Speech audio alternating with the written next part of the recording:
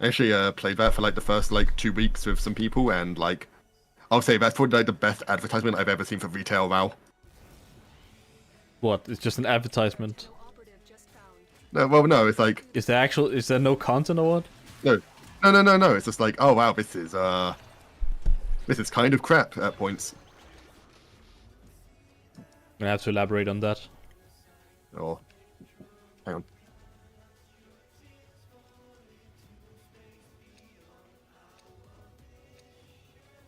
Also, I love this conversation, so I don't know if you might be streaming it.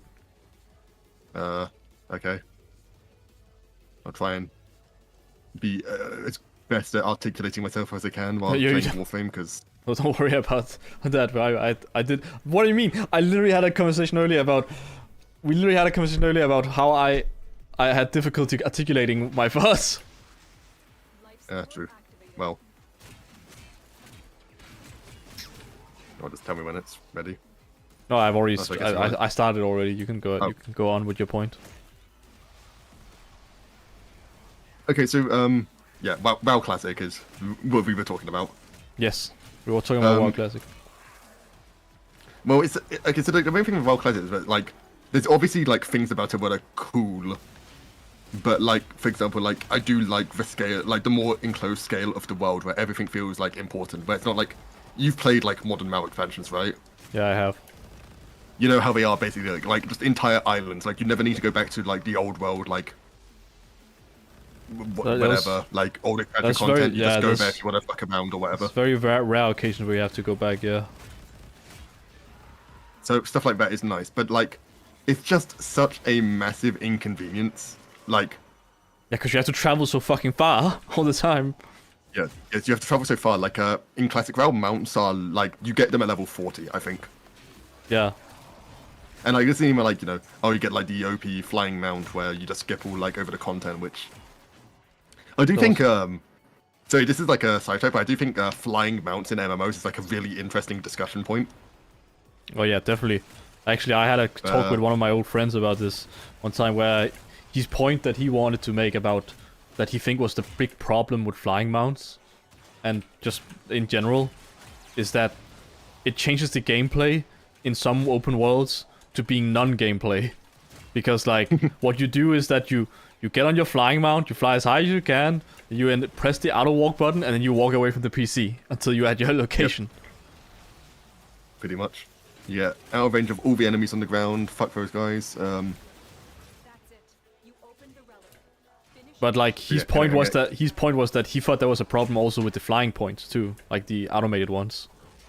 Oh yeah, I mean, I always found that like to be a bit kind of pointless in a like fast travel waypoints are just a better system like overall. Like the way FF does it, the way basically every MMO does it now, where you just like get to teleport where you want. You don't have to like go through some random travel time and just waste your time. Yeah. The difficult part with that But, just is like, you know, is also making it feel immersive to the world to have that. Yeah. But this is actually an interesting point of being like, what are the problems? Have you actually played a classic WoW? Well, I haven't played recently classic. I've played it in the past when it was actually classic, like, you know, back when it was new. I tried it, but I haven't played the new classic WoW. So one thing which I immediately realized is like a really problem was most zones in classic WoW only have one flight point in them. In fact, I think every zone only has one flight point in it. You do? I didn't yeah, remember that. So they have like one flight point in them, and it's usually like, it's not like centralized. It's usually like on the edge of the zone. Yeah, it's always like, yeah, I remember So- that. Like, it's always at the edge. Like, it was never like close to a big point of interest. Like for example, like a good one, like a classic one is did you play Alliance? I mostly played Horde, but like I know the Alliance zone. you know- I know the human So, zone. so for example, the first zone, Elwyn Forest. The flight point there is in Stormwind. It is in the very top left of that area. Yes. If you want to go like to a quest on the far western side of that zone, you have to walk for like basically like 5 minutes of just straight walking. Yeah. And that And, shit's annoying. Like nothing happens. I don't remember, like, isn't there like a lot of enemies in between though, as well? It just makes it inconvenient. It kind of Yeah, it kind of. I mean, it kind of follows like the old design where like, oh, you want to like stay on the roads because that's where like the enemies don't really spawn. Yeah, But like, which if you, which, like, technically, I which don't know, technically come makes it close to longer because you have to follow the road. Can't take any Yeah. shortcuts. Or I don't know, if you're like a high enough level, you take a shortcut and But even when just you're take all high, the enemies. yeah, but even when you're like over level the zone, you can still like get ganked by the mobs. You can get ganked, but one thing I realized in Classic is that like level is like incredibly important. Oh yeah, that's true. I remember Like the that. difference like a single level makes like is like I don't know what the exact like modifiers are, but it's like kind of crazy. Like if you overlevel an enemy by like one level, you start just destroying them. Like I think it like increases like your crit chance against them, like just your damage in general, like your evasion hit rate, stuff like that. Yeah. But like when I played it recently, I basically did the meme of playing warrior, which like I knew what I was getting myself into. Like Yeah. I know the whole thing of like warrior is like the Yeah. hardest class to level up like alone in classic because you just get fucking your shit kicked in. Yeah, the Alo Mao kill a mob and then sit down and eat for 5 minutes. They did actually that's actually a slight change they made in the season of Discovery thing. I think they increased the natural regen rate. Let's see. So The question you is that heal faster out of combat. is that a good or a bad thing? That's the bigger question. Like, Um, I think you'd be hard pressed to find people defending that. yeah, I don't think so either. You're only gonna find like those super hardcore purists who's gonna like be against it. So there were a couple of other changes. I'll probably have to like really think about what like what actually changed. Like I can't remember off the top of my head, but like it occurred because there were some other quality of life things they did. Yeah. But so there's that. So it's actually pretty funny that like because it's a seasonal thing, there's obviously like a big influx of players at the start, and it basically instantly reveals the problem with tagging, which is What's the problem? with definitely that? a bit. Well, you know what tagging is, right? Where I the first person who hits the enemy gets all the contribution, basically. Oh or the yeah. first party that hits an enemy. Yeah. And I then know like that. so it leads to a few things. One, if you see an enemy which like someone's fighting and they're struggling with, you have no like the only yeah. incentive to help them is a social thing. Yeah, you have no reason to help them at all. And if it's a person, and if it's a quest mob, you just let them die. Yeah, it's like let them die. I want that mob. Fuck it. Yeah. So there's stuff like that. Like several times like I just had to like do really long like quests that took just ages. Not because like you know they were particularly hard or long, but because like all the kills were just getting like vacuumed up by like the like not hundreds, but like the tens of people that were just like there every step of the way. Like Yeah. every quest was like kind of active, which is like cool to see like you know this massive population here, but it's just annoying. Yeah, it was. I agree. This is like it's the most annoying thing ever, and I'm so glad that FF14 fixed that problem. I mean, even not even FF14, like all MMOs have kind of moved away from the system. They realize it's like just not good Yeah. because as much as people lament like the old days of this, like I think a lot of people do like to play MMOs like solo now, or not solo. They kind of like to play them as like a bystander, Yeah, they want to. where like the appeal to them is not directly playing with other people, but just seeing other people. Yeah, it's a strange it may sound. They don't want to be the main character. Or no, they do want to be the main character. They just, you know, if anything, being behind the main character of being in parties with the other main characters is like, wait, hang on. I don't know about that. Like the whole. I don't meet that many people in MMOs that has main character syndrome. Well, maybe I'm drawing like a different definition of this, but like, Like what I mean by it is that somebody who like wants to disregard everyone around them and only focus on themselves.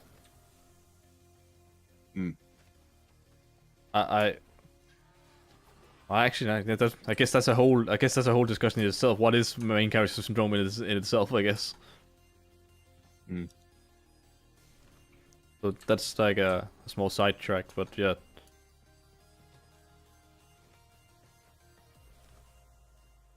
I don't know what I have to add to it because I haven't thought it through that much. But it's like, well, so I mean, I remember seeing like a lot of the older players like complain about this, but like essentially what this leads to is you having to like group up to do quests, which I guess like makes sense of this old social thing they want to go, you know, and it makes sense, like, you know, Yeah.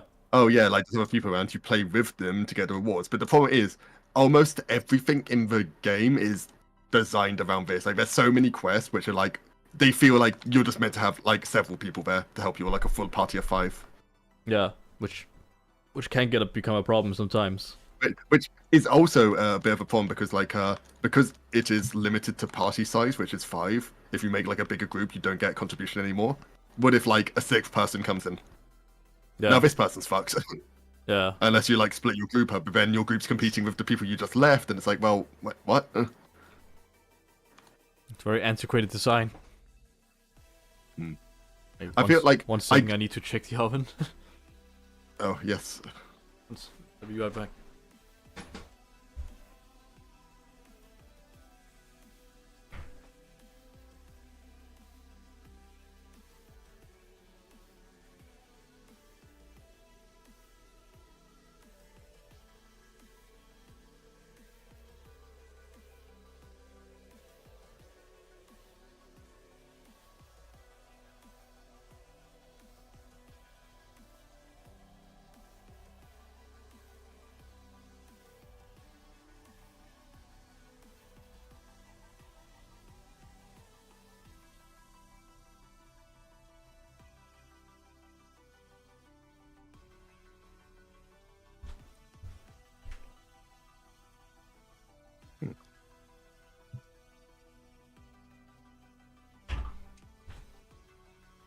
Okay. So, we were talking about antiquated design with the groups. Mm-hmm. I I mean, I can sort of skip ahead, but I can go even further with the real fucking thing that put me off the game, which is raids. Yeah, what put you off with the raids? So I don't know if you know about Season Discovery, but so part of the appeal is that the level cap for the time being will be very soon was 25. Wait, what? The 20? I don't understand. So they looked like they put like a hard level cap early that it will be 25, but like in future updates they would like expand it. Like the next update is putting it to level 40. For the record, the classic WoW level cap is 60. Oh, okay. That's And That's to weird. compensate with this, I mean, it's interesting because like what they did is they converted one of the dungeons into a level 25 raid, oh. Well, like yeah. a 10-man. Okay, that's actually really interesting. That actually sounds cool. Yeah, it was cool, but it gave a very early glimpse into so the problems of like a lot of classic WoW designs coalescing in this environment because so one thing we mentioned earlier, transporting around the world. There's no fast travel in WoW. There's only like flight points and boats. Yeah. So I don't know about your like I said, like how much you remember, but this raid was it was the dungeon Black Fathom Depths, Black Fathom Depths. and I don't remember that one, no. but it's in the entrance is in Ashenvale. Oh, yeah, I remember Night it. Elves, Yeah. like the Night Yeah, Elf like yeah, horde zone. Yeah. So problem number one, we played Alliance. This raid is on the other continent, so it is a huge pain in the ass to get to. Yeah, and you can and it's level 25, right? So you can't teleport with the you don't have the portals yet.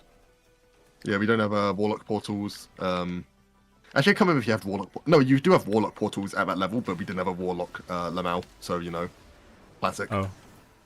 But anyway, it doesn't change the fact that people have to be there. So, and because we want a full group, we had to recruit people. It's like, okay, we're going for the raid. We recruit someone like just before raid. It's like, okay, we're there. Where are they? Oh, they're in Stormwind. Fuck's sake.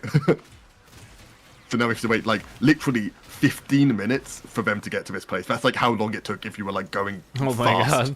my god. 15 minutes before you can even get started. Mm-hmm.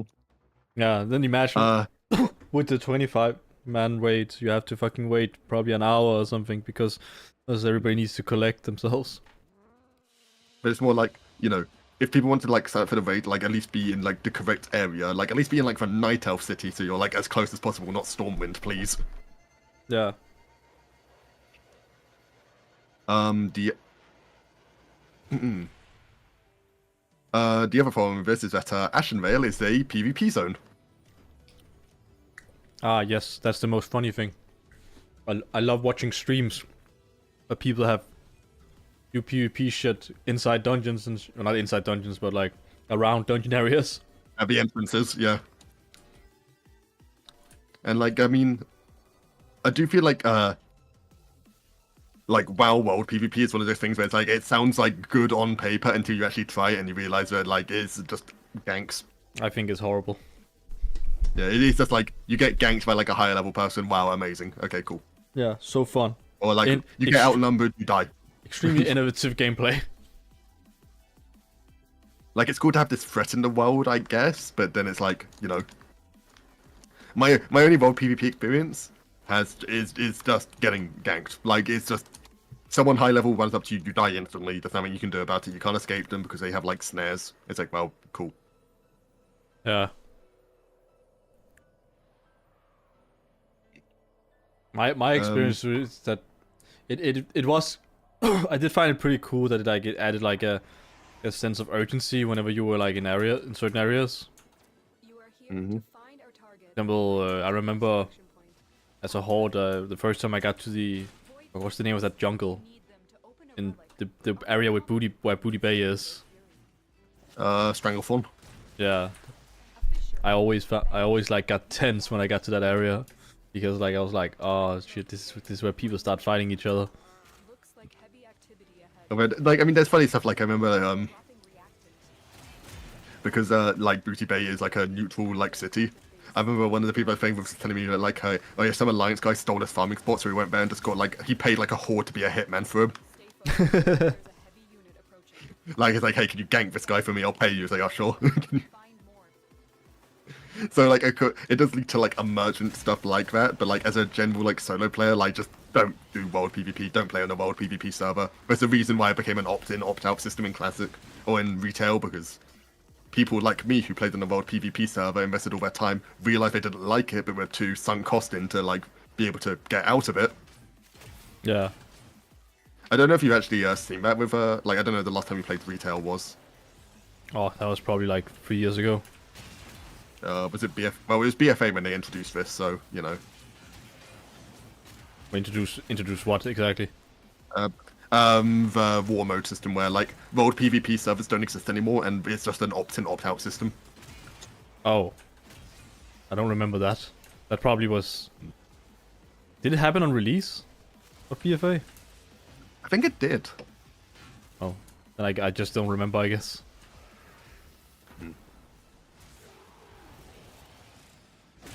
But yeah. So yeah, that was kind of, but it wasn't even self-inflicted. We had like, just for one guy in the group, it's like, oh no, I'm only playing on world PvP servers. And it's like, oh fuck's sake, man. Wait, why? Why was he like that? I don't know, because like some people get enjoyment out of it. It's like the people who like actually do socialize and just exclusively like playing groups of people. I imagine you have fun with, as long as you're not just being like a cunt who just, you know, goes out of the way to just gank single players like as a team. Yeah. Like we like there were some in like fun moments where like, you know, we did have to like fight off like a bunch of horde players like trying to like claim a farming spot. Mm-hmm. But like that is like 1% of the time. The other 99% of the time is like, okay, I'm just gonna chill, I'm gonna play alone. I'm fighting this enemy, I'm low on health, and a horde rogue just backstabbed me. Cool. Yeah.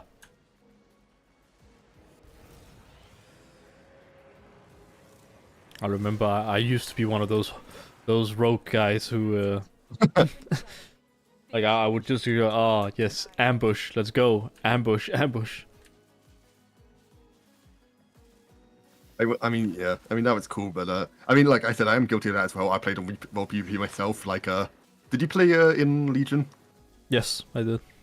I have good memories of it. You remember the the Torun city there, the like big like tower thing. Thunderbluff? Not Thunder Bluff, like it was like Thunder. I can't remember what it's called, but it was in the Legion like area.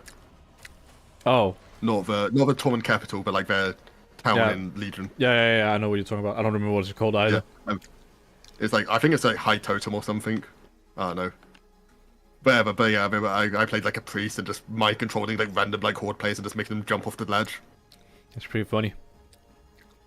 Just doing stuff like that. It's like funny, but it is just a pain in the ass a lot of the time. Yeah.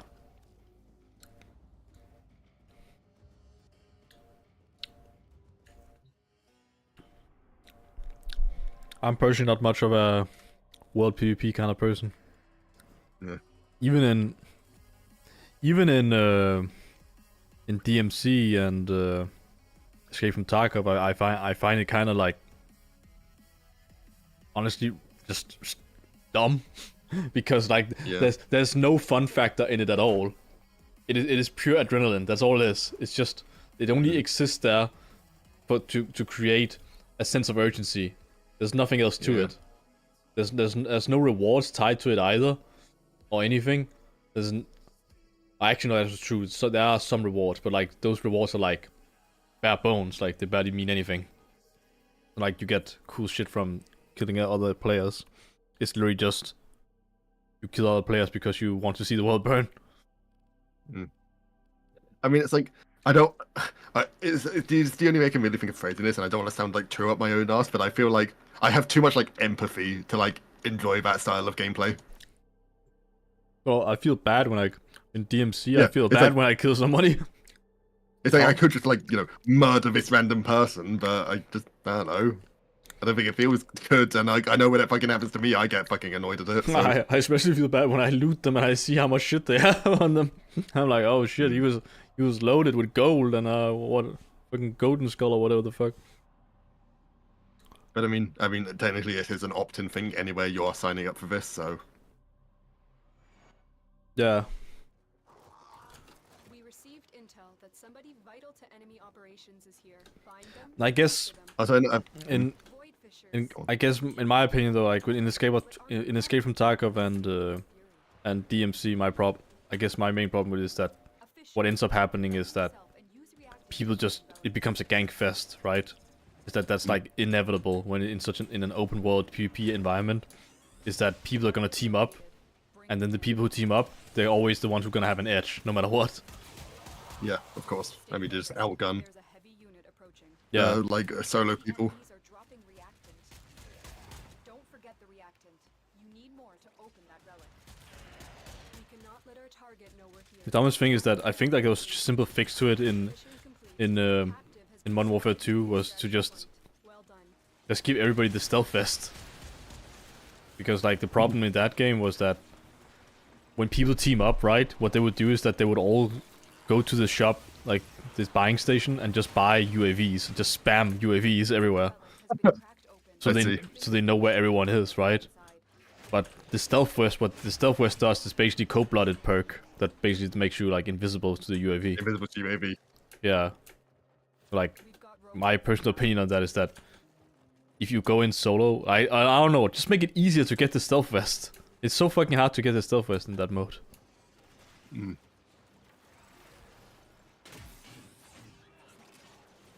Escape from Tarkov kind of like manages to like not have that problem because, well, there's no. It doesn't have UAVs, does it? Yeah. There's no UAV. There's no such thing. All it has, all it has is that just. Yeah, nothing. Basically, it's basically just use your ears.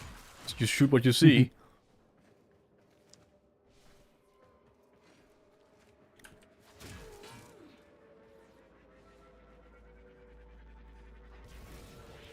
But what was it? Oh yeah, another thing that didn't really help with the WoW thing was the timing of it, because it was actually at the same time the retail race to World First was on, and they actually did.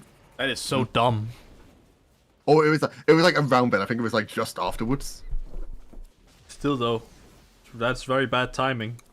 Why the fuck would any? Why the fuck? All the Like how long after? Well done. Yeah. Because not everybody's gonna do week 1 clear of retail. I mean, no one did, Oh, or at least for Mythic. no one So, did. I didn't know that. 30th of November was Season of Discovery.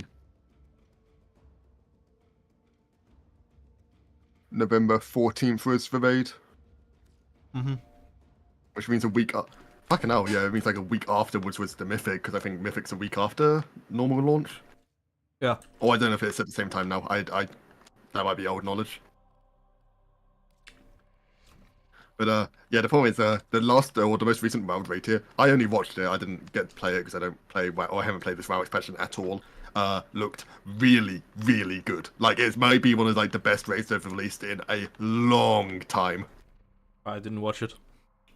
Which boss? Like which boss was it? What was it called? I can't remember. The last boss is called like Fyrak. Hang on. It's Fyakk. If you want to just like see a video of like the Mythic one, like that was like a really, really cool fight. The one before, I can't remember the name of him. The boss before was good as well because you know, I don't know if you followed the most recent WoW expansion at all. Isn't that Shadowlands? No, the most recent one is Dragonflight. Oh, Dragonflight. Oh, I've been falling behind. I haven't been keeping up with Dragonflight at all. But like one thing they added for the expansion was like a new mount system where you get your own like dragon, and it has like it's not like the classic like flight mount controls where it's like, you know, oh wow, just all direction movement. It's more like you can like build up speed. It's like a mini game. Not as tight on the Yeah, it's more like a mini game. You build up speed. It's not as tight on the controls, so you have to like. I think I've seen gameplay of it. I saw gameplay of it on. They actually, the penultimate fight of the raid actually uses that as a mechanic for the boss. Okay. Where like the boss fight, like its arena is like an entire like zone. Well, it's like platforms above like an entire like zone of the world, and like during parts of the like between his phases he like flies away, so you have to get on your dragon mount to like fly after him. Well, that sounds pretty cool. So it's like a cool intermission, so stuff like that. But yeah, like the last fight as well looked very, very cool on the Mythic difficulty. So you see stuff like that, and you're just playing like classic WoW, and you're like, wow, I could be playing like that right now.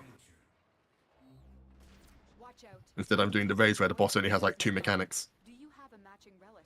Yeah. But in their defense, I mentioned they introduced like a new, like brand new level 25 raid. They definitely did more in that than like most of the classic WoW raids have.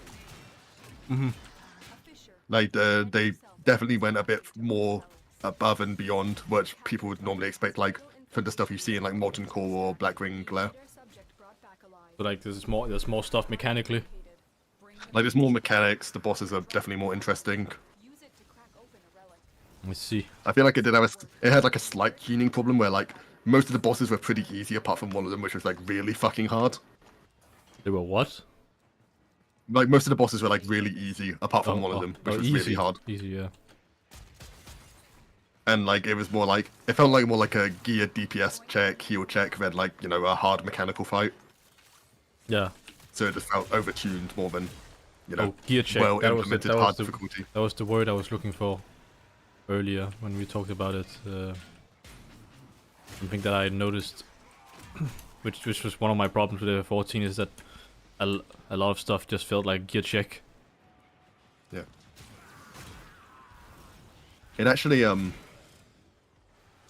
was actually pretty interesting as well because another thing about that fight is that I think it actually had a straight up bad design, which is like WoW classic tier stuff, where one of the boss's attacks is like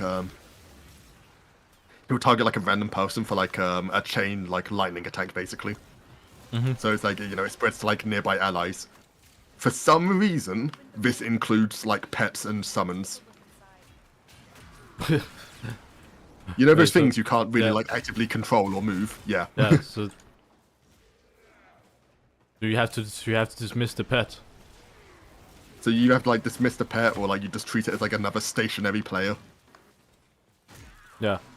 Like the way you're meant to do that is with like your melees, is that you're meant to essentially like have them stack up in pairs. So like the chain lightning would like jump like at them, but it won't like blast the entire group at once. Yeah. You basically had like the hunter pet being a stationary lightning rod, and in this WoW season, hunters were incredibly overtuned.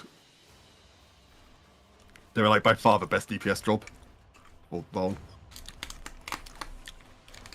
For sure. Hunter was pretty based. I never played hunter in WoW actually. I played it up to level 40, I think. You see, it was like one of the only things I never actually like played. Like I played a lot of the other stuff, like at least like momentarily, but never hunter. I just don't like pet classes a lot of the time. Oh. I also tried Hunter at level 60 on a private server. I see.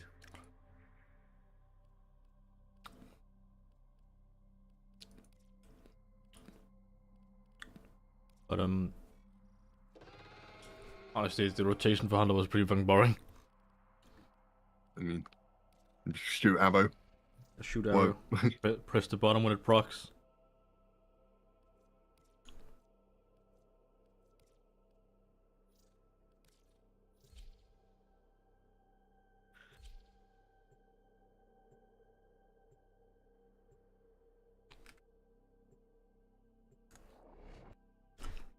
I think I've made up my mind about coming back to FF14. Yes. I think I will. Is the answer no?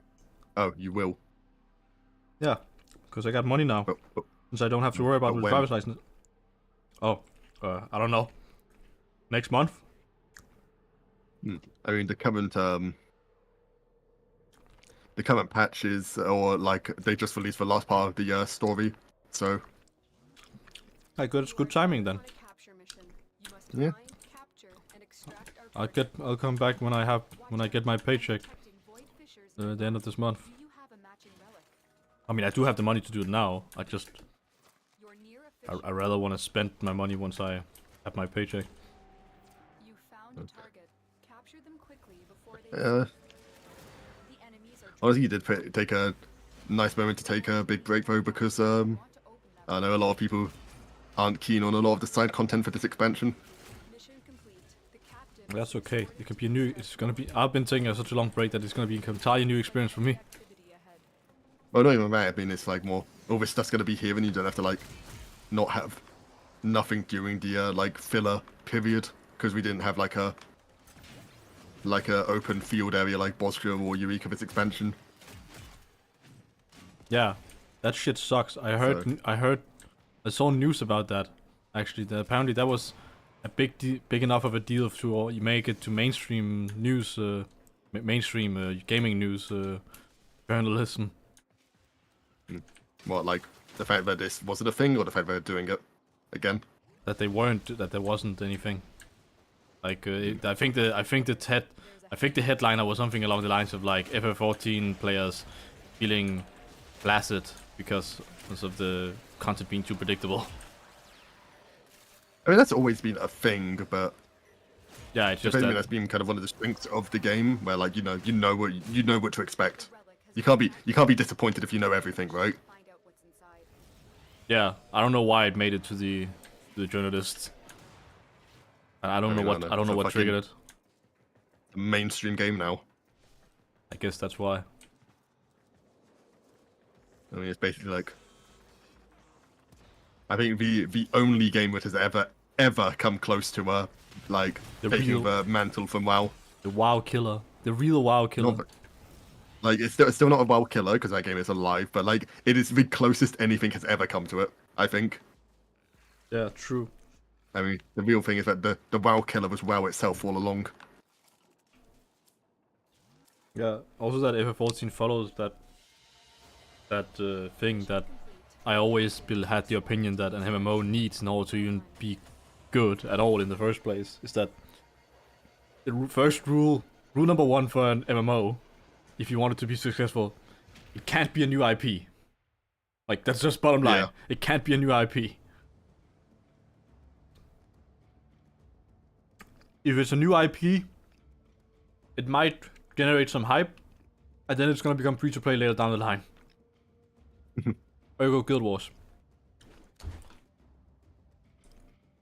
But it has to be an established title, which like still makes me believe that like, you know, the only other franchise I can think of that maybe can like take a new spot in the MMO market is probably Warhammer.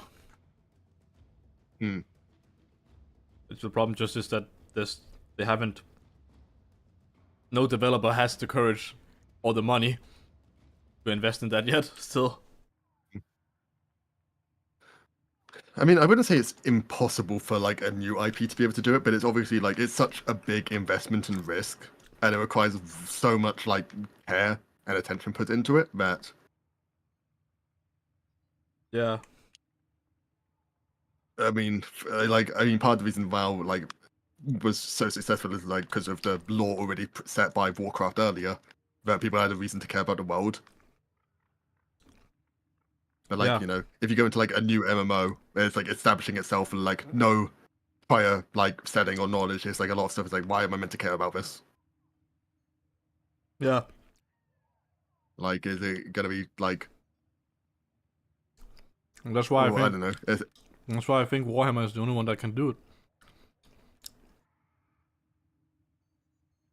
Like, okay, I guess maybe Lego can do it too. Lego definitely can do it. I mean, Lego is practically trying to do it with their collaboration with Fortnite. I mean, I don't know if you've seen it. is that? I have, but is that even like allowed to count as being? I mean, is Lego even an IP, or is it not just other IPs?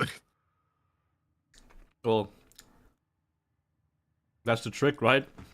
That's I don't know, but I've played Lego Fortnite, and it actually it unironically feels like kind of like playing Minecraft, but like with small MMO mechanics in there. Mm. Because there's the. I mean, I don't know when that happened, but people still give a shit about that. About what? Like Lego Fortnite. I don't know. I mean, it's mostly for the kids. I mean, of course, but like, Lego did try at one point to try and make an MMO. Actually, they tried to make an MMO called Lego World. Well- remember seeing that. I can't remember what actually happened to it. Let's see what happened to it. Oh, it's still on Steam. But this is a different Lego. There's a Lego game called Lego World, which is basically just Minecraft in Lego. Lego Minecraft sandbox. But the original idea for Lego World was actually that it was gonna be like a massive MMO. Originally. Apparently has decent reviews.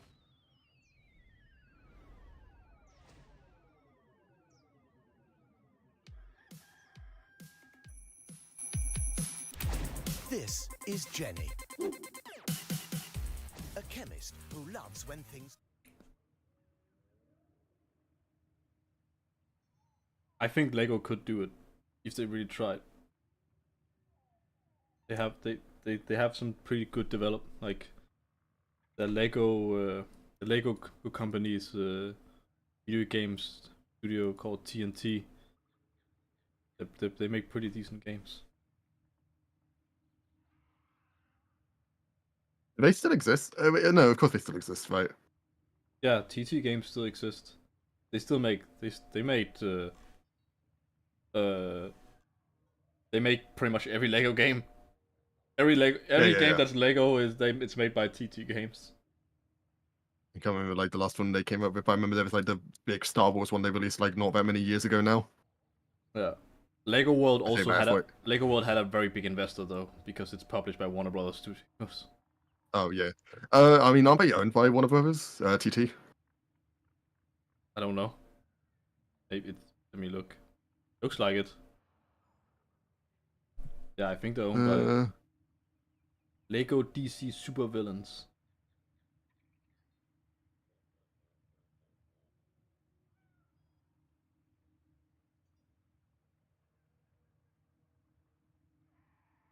It's a subsidiary of Warner Brothers, so. Hmm. Well, it's a subsidiary of Warner Brothers Games, which is, I mean, obviously fucking owned by Warner Brothers, like, whatever.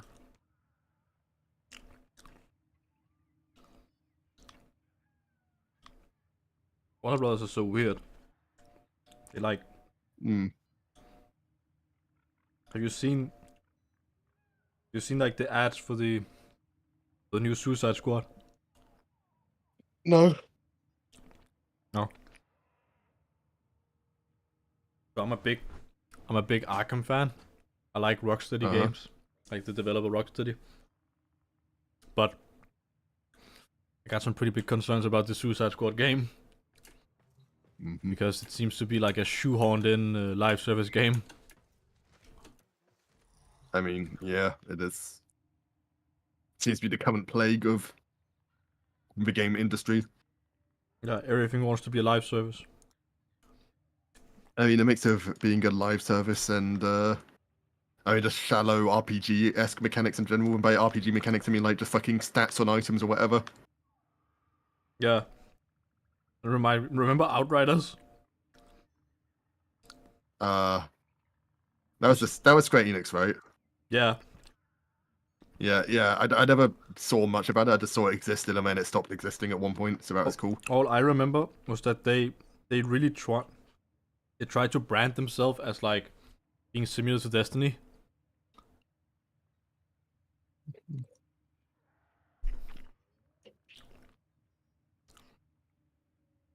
Right, yeah, no, I remember.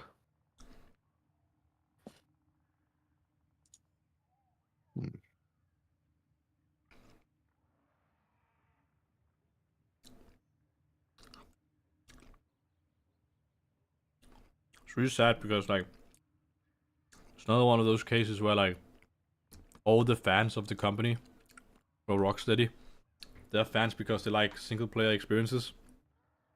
Now Yeah, and then yeah. they get forced.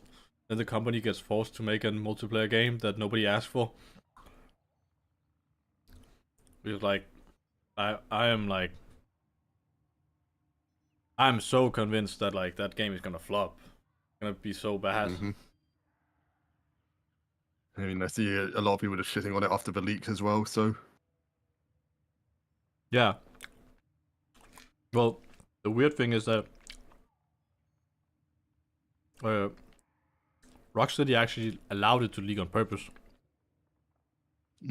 Like, Yeah. so it's a weird strategy. So, my guess is me being cautiously optimistic. My guess is that they are purposely creating bad press in order to over deliver on their promise.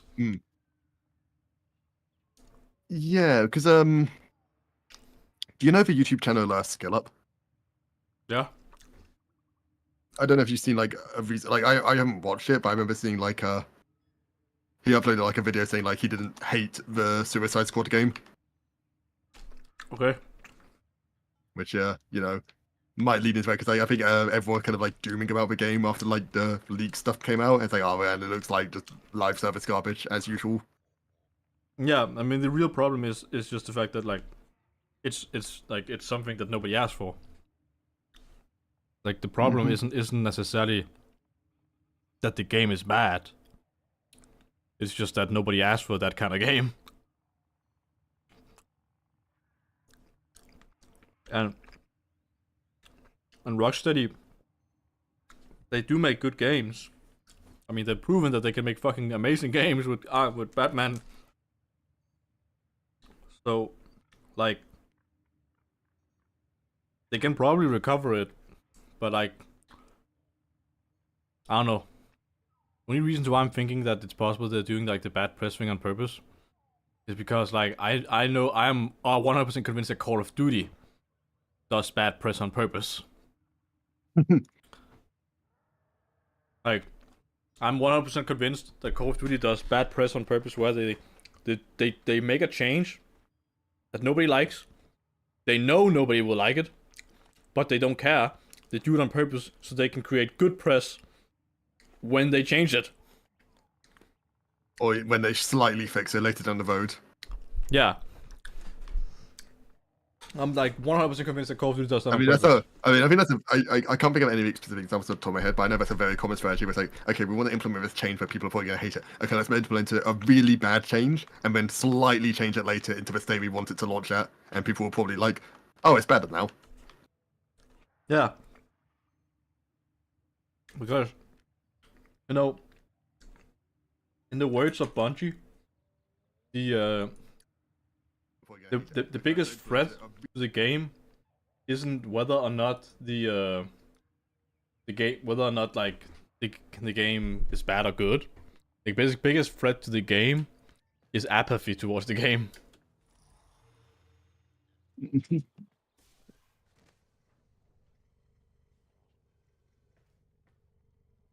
Also, sorry Blackbird, I didn't see the chat. The fastest way to gain mastery rank is to level up weapons, gear, and warframes. Everything. Oh, and star chart nodes. Yeah. Basically, do everything once. Yeah, pretty much. Do everything once.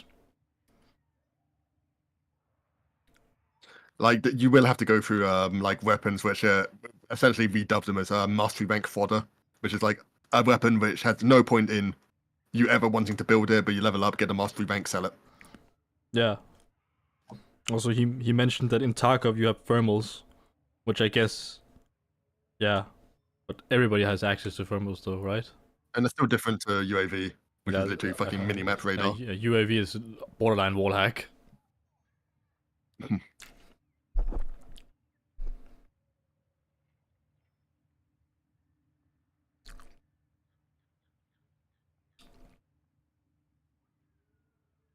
But yeah.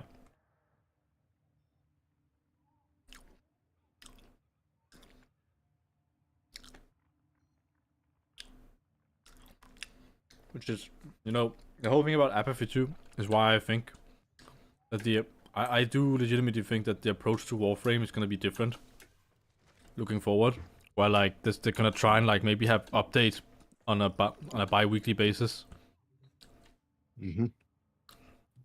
Like eventually, I think that is the goal. I mean, maybe not bi-weekly, but monthly probably. Yeah, at least monthly, at least. But if they, I mean, they technically already do it bi-weekly. I mean, they have an event going on right now. It's just not for veterans. It's an event for It's the beginners. corrupted mod thing, right? Yeah.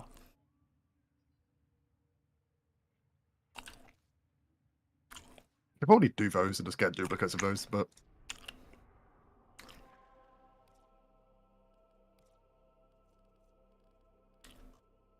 It will be worth it to do later because the last one is gonna have the Stratos emblem. wait, really? Oh, so Yeah. they already released like a schedule for that? Yeah, they put the schedule on their website.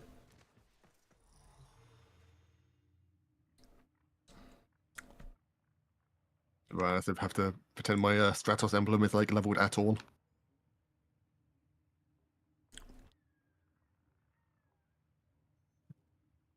I think my Stratos is only level 4, so you know. Man, they should have more events like Stratos emblem events. I mean, that was the thing when it first got like added, right? Yeah. The first time they It's did like, oh, events. we're gonna be adding. Wait, that's how many of these can people possibly have? There's apparently there's 30 different like symbols for them. I mean, the symbol changes each time you've done an event, right? Or 39, yeah. See, what does the max look like right now?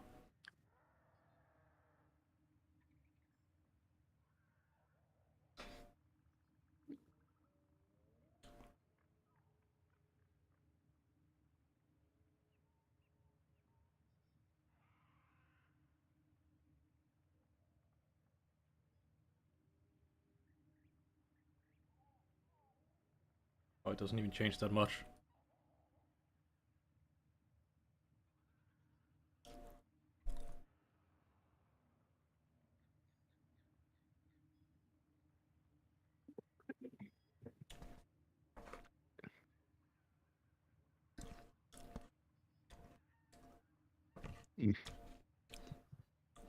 Okay, that's interesting looking at the pacing of updates though, because apparently it was only 2.5 months between Varuna and Citrine. Only 2.5 months. Yep. But is that the only one that has that time?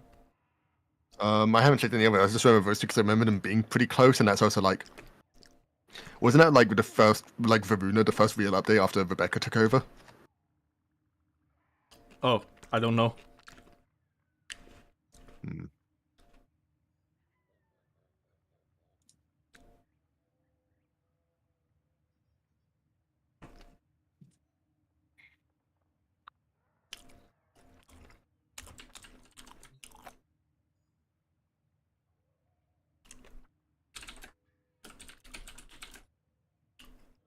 Wait, what the hell is that? I've never seen that before.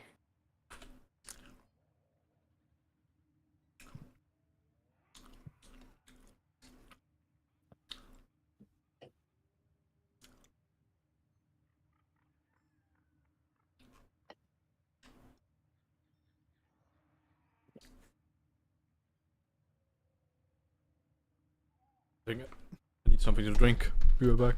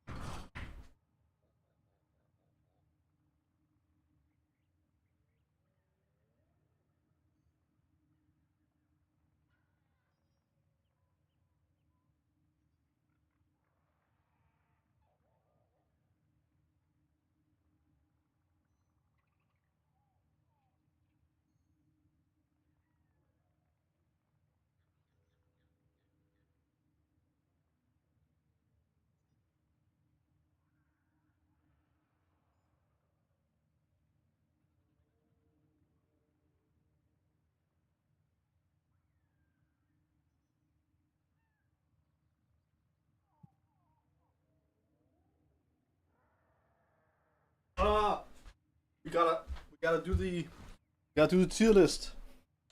Oh god, what for everything? Huh? What for everything? No, let's start with the tile set. By the way, I just noticed something, which What's is up? kind of funny. What's I think actually, let me check somewhere else just to make sure I am right.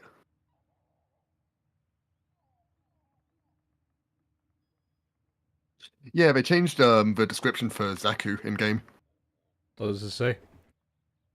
Um, I don't remember the old one off the top of my head. So now it says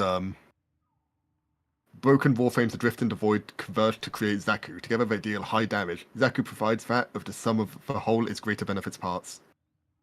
Okay.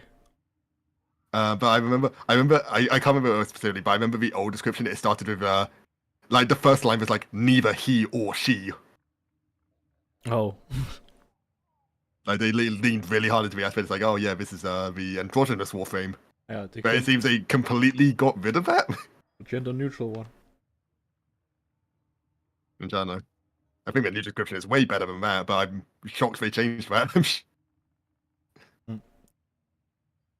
Okay. We're doing this. Ugh, The tile set reveal tier. these. The tile set tier list.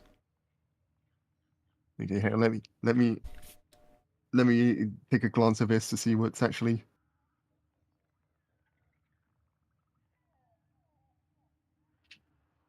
Yeah, it even has the open worlds.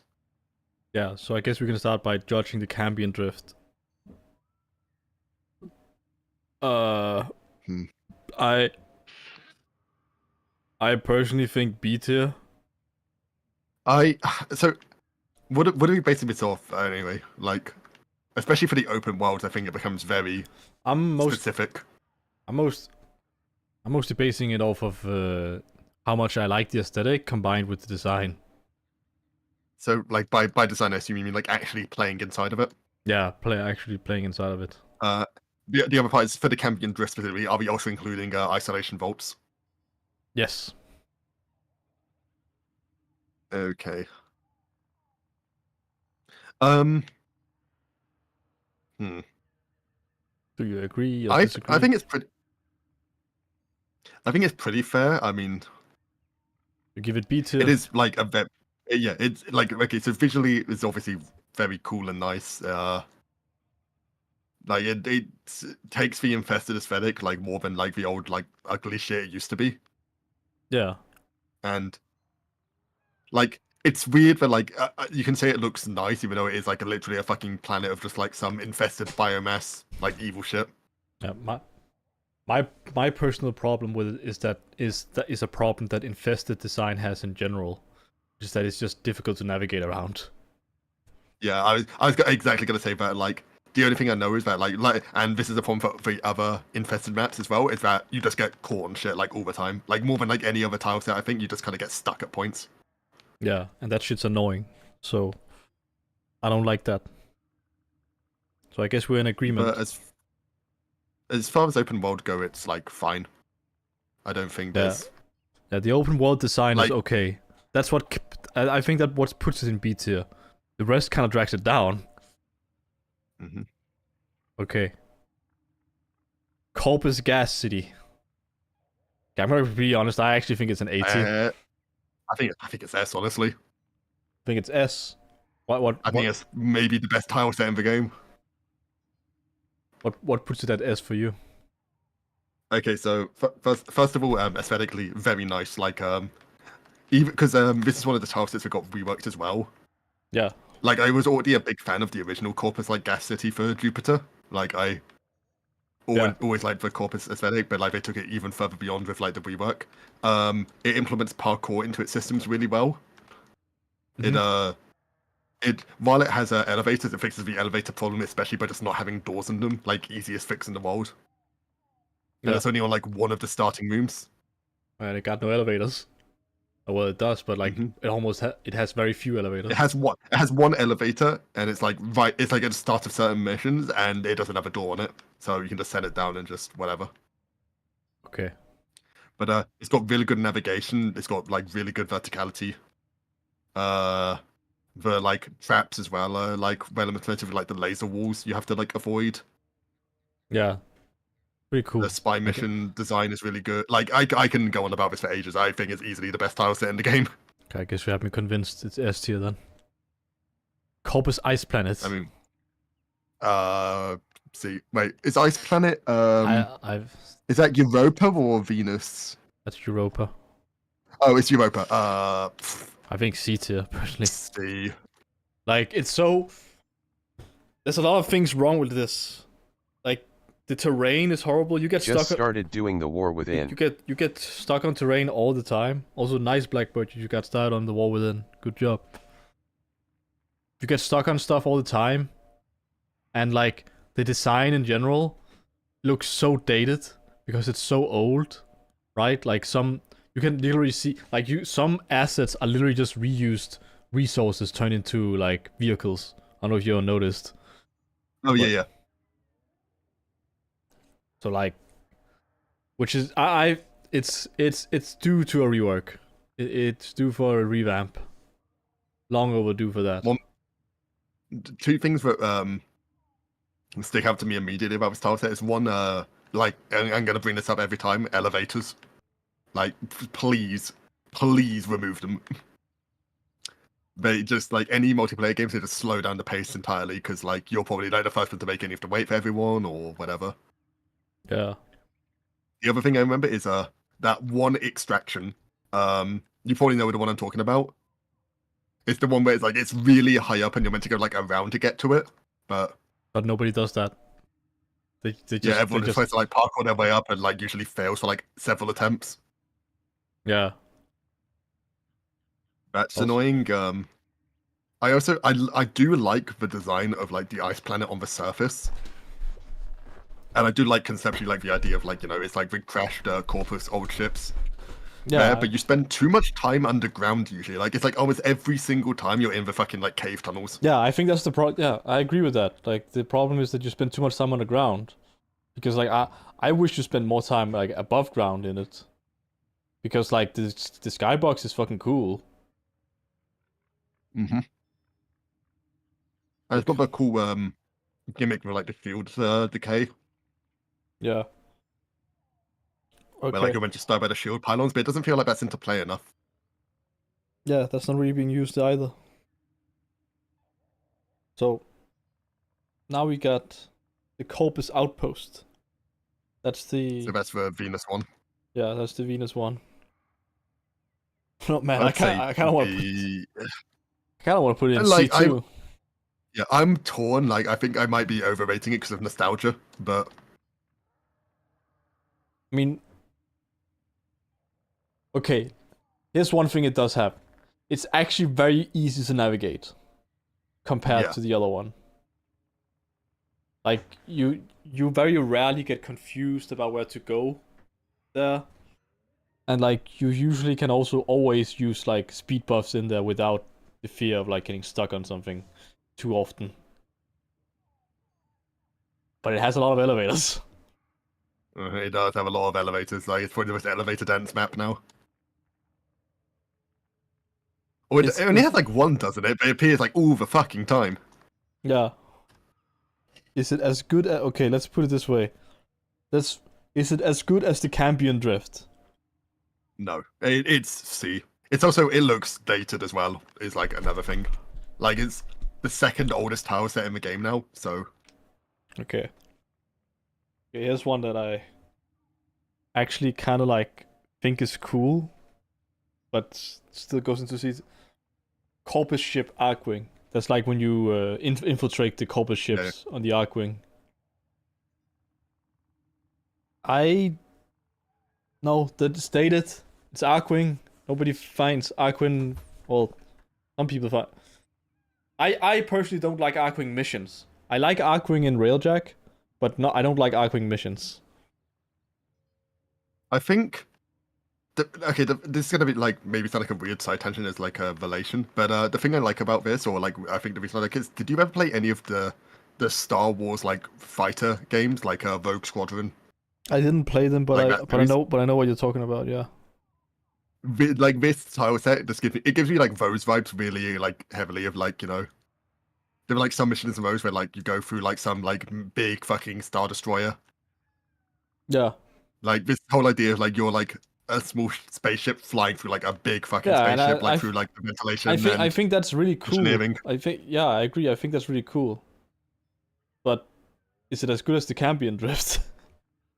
I mean, well, the problem is like what criteria are rating these like different things on? Like, how does Archwing missions fall into the same category as like an open world, where we are like two entirely different content islands? I mean, you can.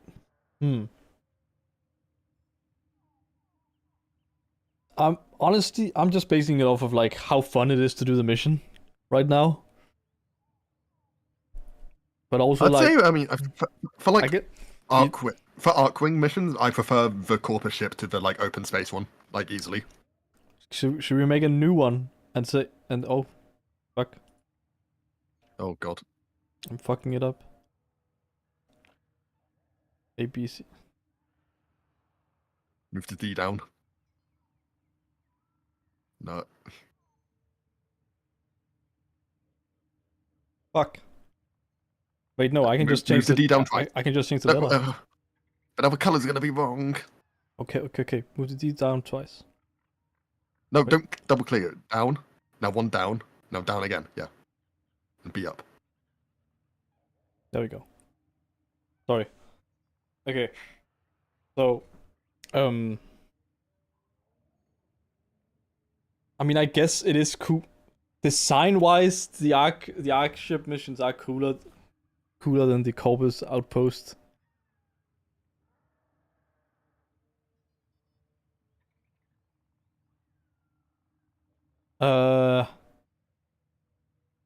I don't know. I want to keep it in C tier because like if it's not as good as the Cambion Drift, it shouldn't be in B tier. Hmm. What is this Corpus ship? Oh yeah, this the like the literal Corpus ships. Yeah, the new ones they added with the Protea update. Yeah. I like them I mean, actually. it's this is a weird one. Where it's like it's fine, but it has specific problems. Like I think the glaring one is the fucking defense tile set for this map, or for defense map for this tile set. Oh yeah, is, fuck that. It gets bad. C. It gets C tier just for that. Especially compared to the one it replaced. It's like, what? Why? Yeah. Like I think of all the defense tile sets, it's easily the one that takes like the longest to do, and it's like, please. Yeah, I think another problem too is that like I actually find this is something I find really weird, but I never quite felt it. It never felt quite natural to be in those tile sets to me.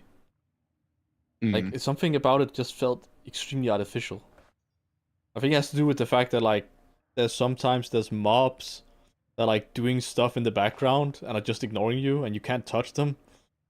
It's really weird. It's just strange to me. Okay. Well, here's a fun one. Duviri. Oh, the tile set I spent the least amount of time on. Does this also include Undercroft? I see it's not listed anywhere, so I assume so. Yeah, I would say so. It includes Undercroft. I mean, I would say it is at least a minimum as good as Cambion Drift. I'd say it's about the same, honestly. Yeah. Well, Is there anything that? actually, I think it's better than Cambion. Easily, like it might be in the same tier, but it's better than Cambion. Yeah. Mainly due to that, it has like all the side activities that actually feel impactful to the systems of it. Yeah. Also, the fact that like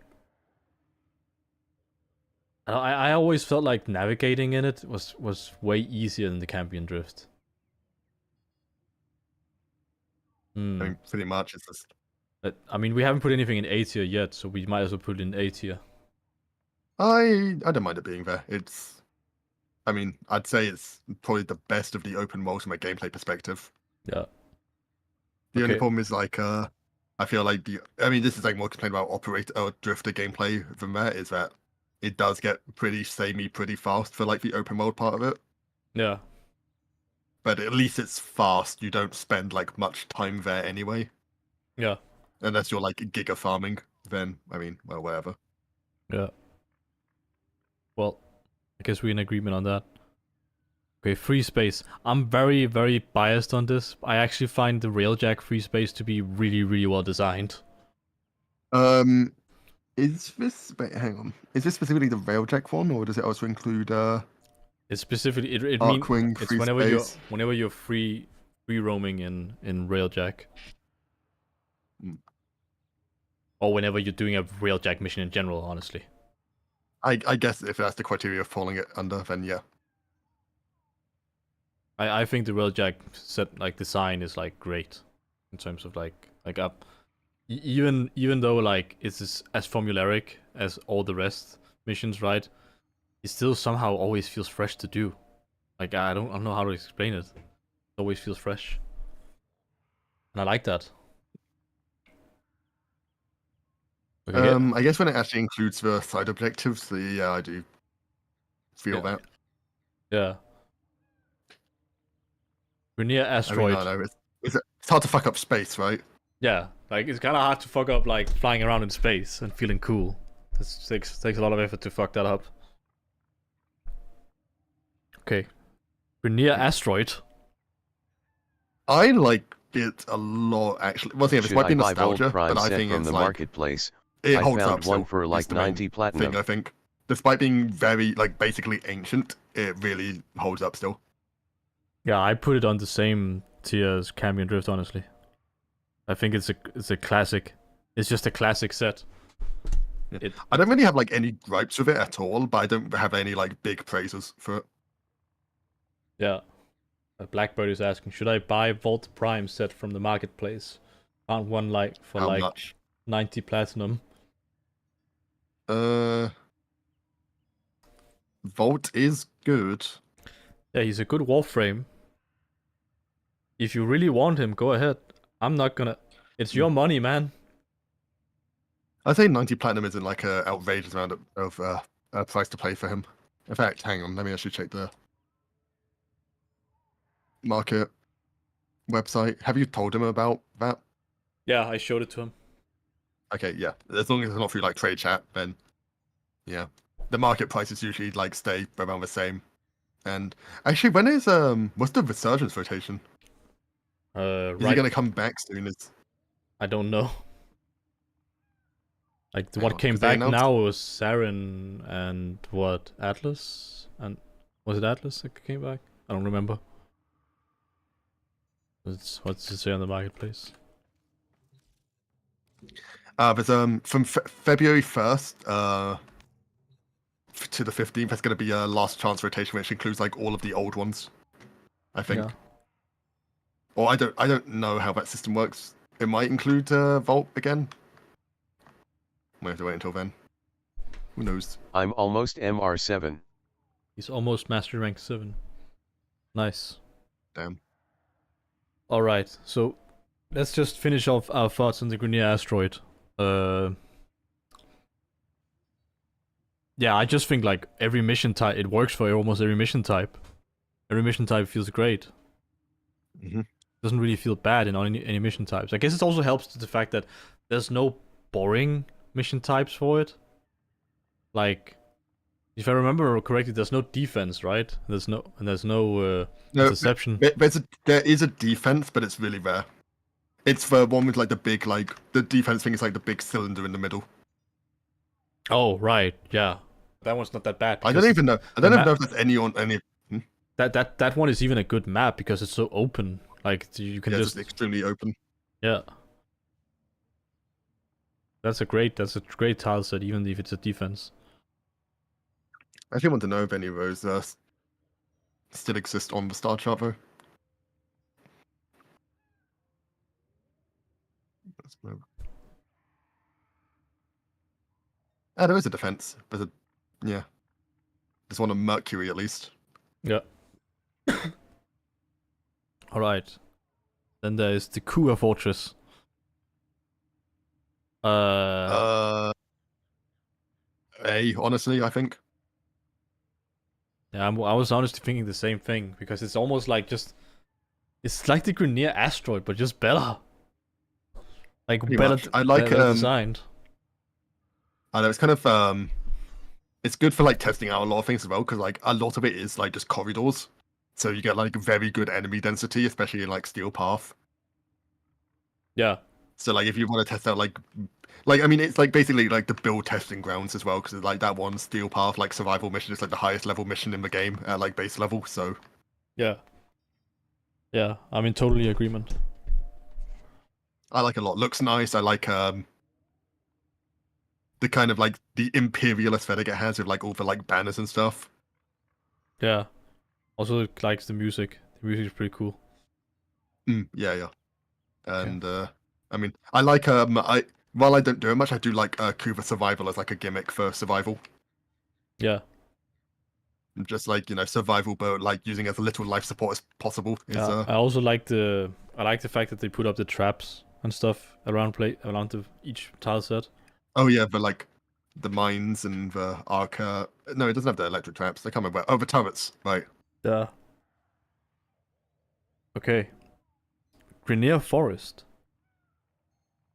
I don't know. I think it's C. This one's starting to wear a bit thin on me, I think. I don't know, man. Like,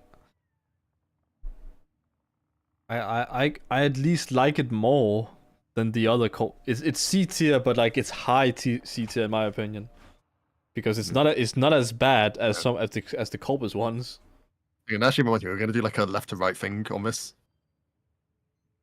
Oh, what do you mean? Like so? Tier list, like they like order them in tiers, so like left is like the better one of that tier. I think I can do that. Yeah.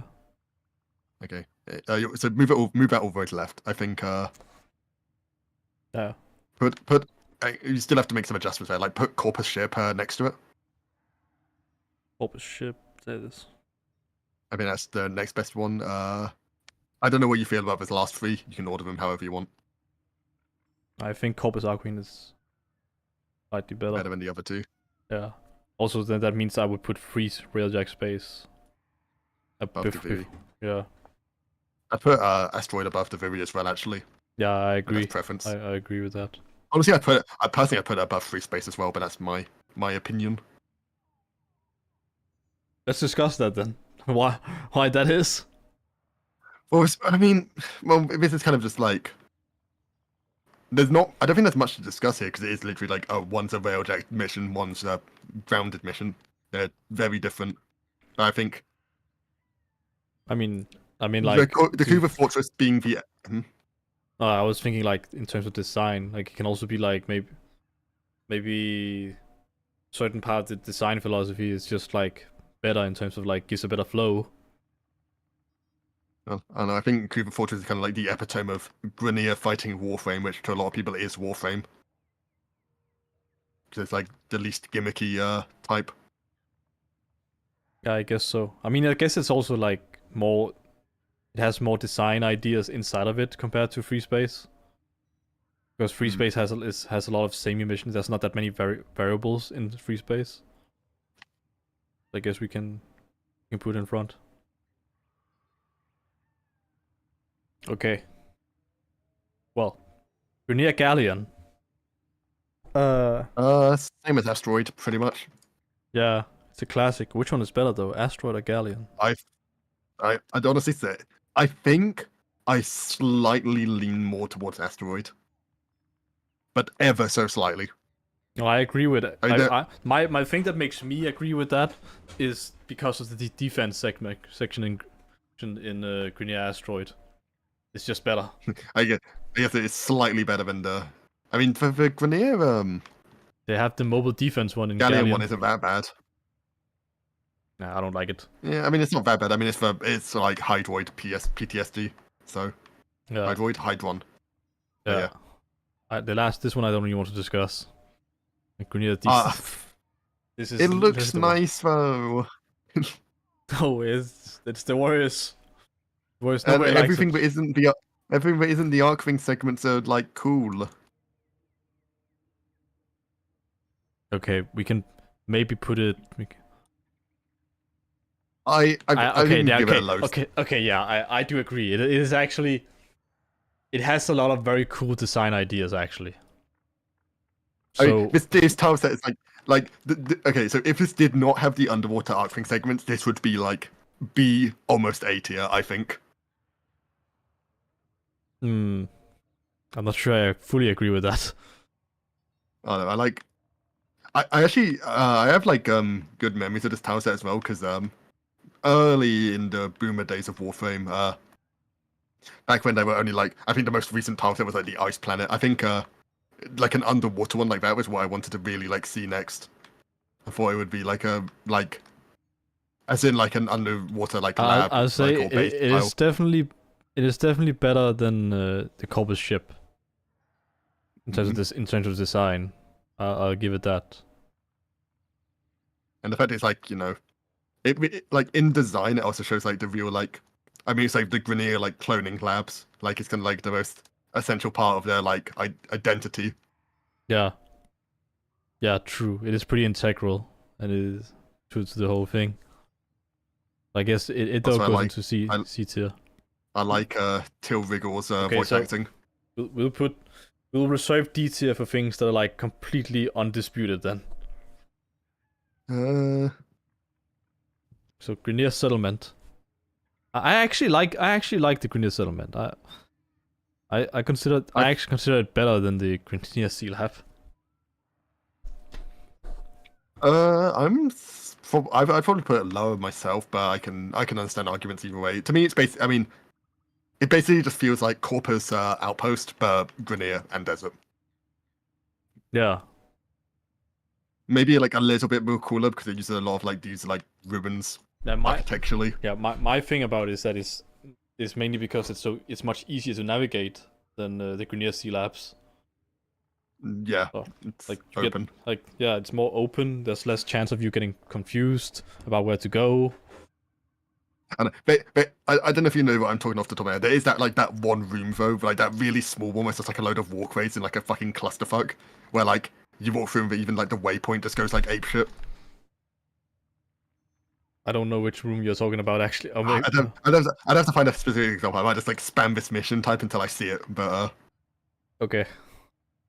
there's like one room in it which I kind of find annoying, but like I understand it's very open, nice. Yeah. Also, it has no elevators.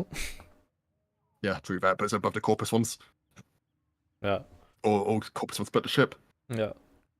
Okay, Grineer. Here's one I actually don't like from the Grineer. I don't like the Grineer shipyards. I actually think the Grineer shipyards is worse than the Corpus ships. Like I would put it right here. I think. That's where Yeah, I can see it. I actually like it a lot. I like the industrial theme. Yeah, but do you like it more than the Corpus ship? I think I do like it more than the Corpus tile sets, honestly. Okay. But I mean, once again, don't take my thing as gospel. No, we're doing I know. making this I do together, have- so Yeah. I like I said, this is another one I have some nice memories of because like this is when like I remember when this tile set was like really late into the game. yeah. I do like this- like the thing about it though is that it's just so old. Like it's also so dated.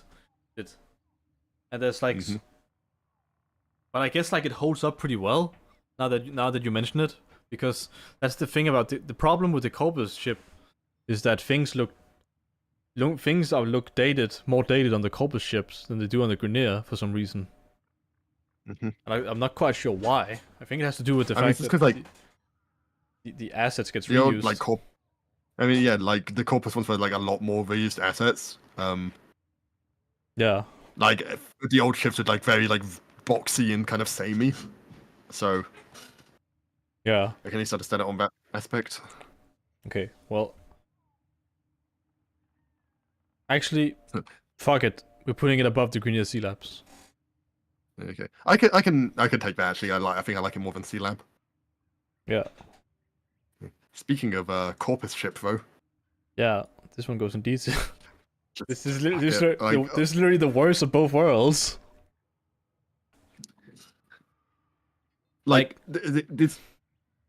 I mean, we're making this argument for everyone. This does have the side advantage where like it is conceptually cool. Yeah. I did like it. I did like it when like. Did you play during the operation it was added in? Yes, I did. I liked it when it was like an operation mission type. It was like the only time you saw it was for like this like event, and then it's like, oh, this is kind of cool actually.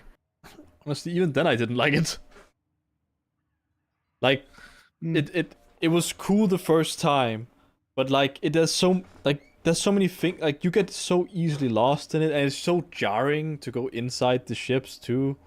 I think the only thing I actually like that I think is cool is the fact that there's certain areas where there's like you need life support or like it drains your shield.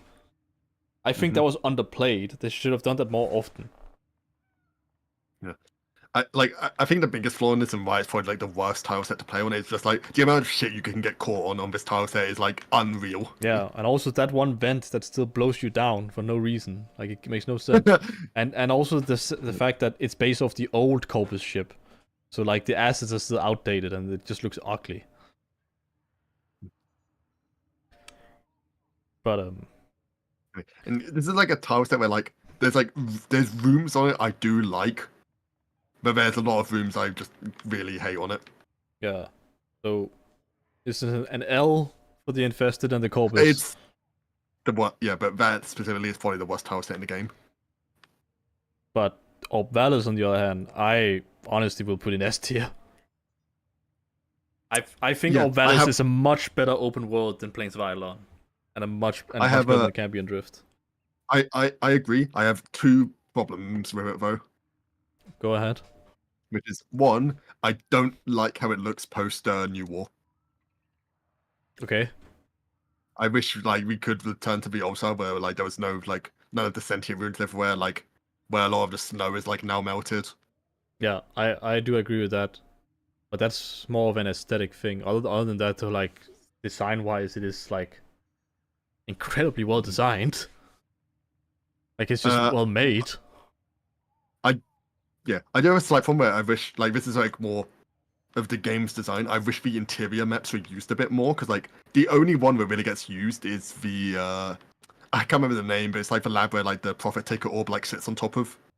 Oh yeah, I know what you're talking about. Like you occasionally get to go into that one, but like there's the Temple of Prophet and the Spaceport, which are used for toroid farming. So you do actually get to go there at some point, but I wish they were used more in like the actual missions themselves. Yeah. Also, that one exploiter orb that still is dormant, and we still haven't found a way to fight it. Orb 3, when? But yeah, One day. I guess we're in agreement on that. Auric Derelict. I don't know about that one. Like, C tier, I guess. Very bottom of C tier, I think. I don't know if I would put it at the very bottom. I think it's definitely better designed than. Well, I guess we need to fix this then. So Corpus Outpost is definitely better than the. I personally would put the Ice Planet on bottom. Actually, I'd still put it above all the Corpus maps. Yeah. So below. Actually, I think it's above Sea Lab as well. Yeah. Shipyard. It has some cool ideas in there. Like it has the hidden like the vaults and all that shit, and it's like just Orokin design looks cool and cool. I like it. It's Orokin design, but it's also like in the ruins. I think is like really nice. Yeah. Well, I think nice, or it's like this fucking like moldy, rotten fucking ship, but you know, like there's this weird aesthetic with the Infested. I think where like it's kind of like it's like if you catch what I'm saying, it's like it's both like kind of disgusting, but also like it has its beauty to it, like the like bioluminescent colors and. Yeah, I get what you mean. Now we have. I think that does like it pulls its weight. Yeah. Orokin Moon. Moon. I actually would put the moon in at least in B tier. At least in B I'd tier. say the same. I think it's the worst of the Awoken maps. Well, not the worst. Sorry, it's better than Derelict, but it's. I think the problem is like it's got too many open areas in it. Yeah, and like there's too many rooms that are just like fucking huge, and then it has some navigation problems. Yeah, that's what I was going to say too. Like the rooms are really big, so like it's really easy to like lose your sense of navigation in them. But I would consider it better than the Galleon though. Yeah, actually. I would say that. Also, it has the I think they're called the principal rooms. Yeah. I don't know the type where you get the drifter mods. Yeah. What about them? I still think those are really cool, and for some reason, I still kind of like do them a lot of the time I see them, just because. Yeah, I do that too. So. Honestly, but just, honestly, that alone kind of like. Actually, it's better than Asteroid as well. Yeah. Yeah. I would even go as far as to say it's better than Cambion Drift, honestly, because like if it has the fact that it has content in there that you want to do just for the sake of it, just because it's fun to do, that's like a pretty big deal in my opinion. Well, Orokin Tower, easy A tier. Hey, it would almost be S, almost, but it has one problem. Elevators. Fucking elevators! Why? Just remove the one tile. Like it has just remove that one room. Yeah, it has the same thing that Orokin Moon has too, where like when you see the challenge room, you kind of want to do it anyway. Like you like you don't really think, like you don't really care about the reward, you just want to do it. Yeah, it has really good implementation of like the movement system, even though like hilariously enough, this tile set was designed before the current movement system. Yeah. But it still works, like, which is kind of crazy. Yeah. If anything, it works even better now because like you can do a lot of like skips through some of the rooms that had like I mean, there's that one room where it's like the open one with like the elevator in the middle to go to like the upper platform, but you don't have to take it. You can just like jump up. Yeah. Like being able to skip that room kind of makes it better now. Yeah, I also like all the secrets on this map. Like, there's so many like hidden rooms on this tile set in particular. It is like crazy. Yeah. For sure. Okay. Like, I still think. Sorry to talk about the void more. Yeah. I still think my personal favorite. You know the is that one room that has like the really big elevator on it, like the glass one. And it's like this big like open area. There's like the side room next to it. Is that the one with the power generator cylinder Yeah, thing? it's got like the power generator. Yeah, that one. I still like find it amusing. There's like a secret room, like in a vent, all the way at the top of that room, like just in the very ceiling, basically. Yeah. And it's like this huge open room. Yeah, that shit's so cool. Or so, is it as good as the? I'd say like it's almost as good as Grineer Asteroid Fortress. Actually, no, actually better. I think it's better, in my opinion. Okay. Plains of Ylon. It's a difficult one actually. Because I actually think Plains of Ylon is under-designed. Yeah. But it's still better than the Cambion Drift. So like I don't know. I think like doing any mission here, it just feels like very samey. Like it's all field, like all of it. It's just the same field. There's like the occasional time you get to go into the caves, which is cool, but that's like really all it has going for it. and even then the caves are annoying to navigate.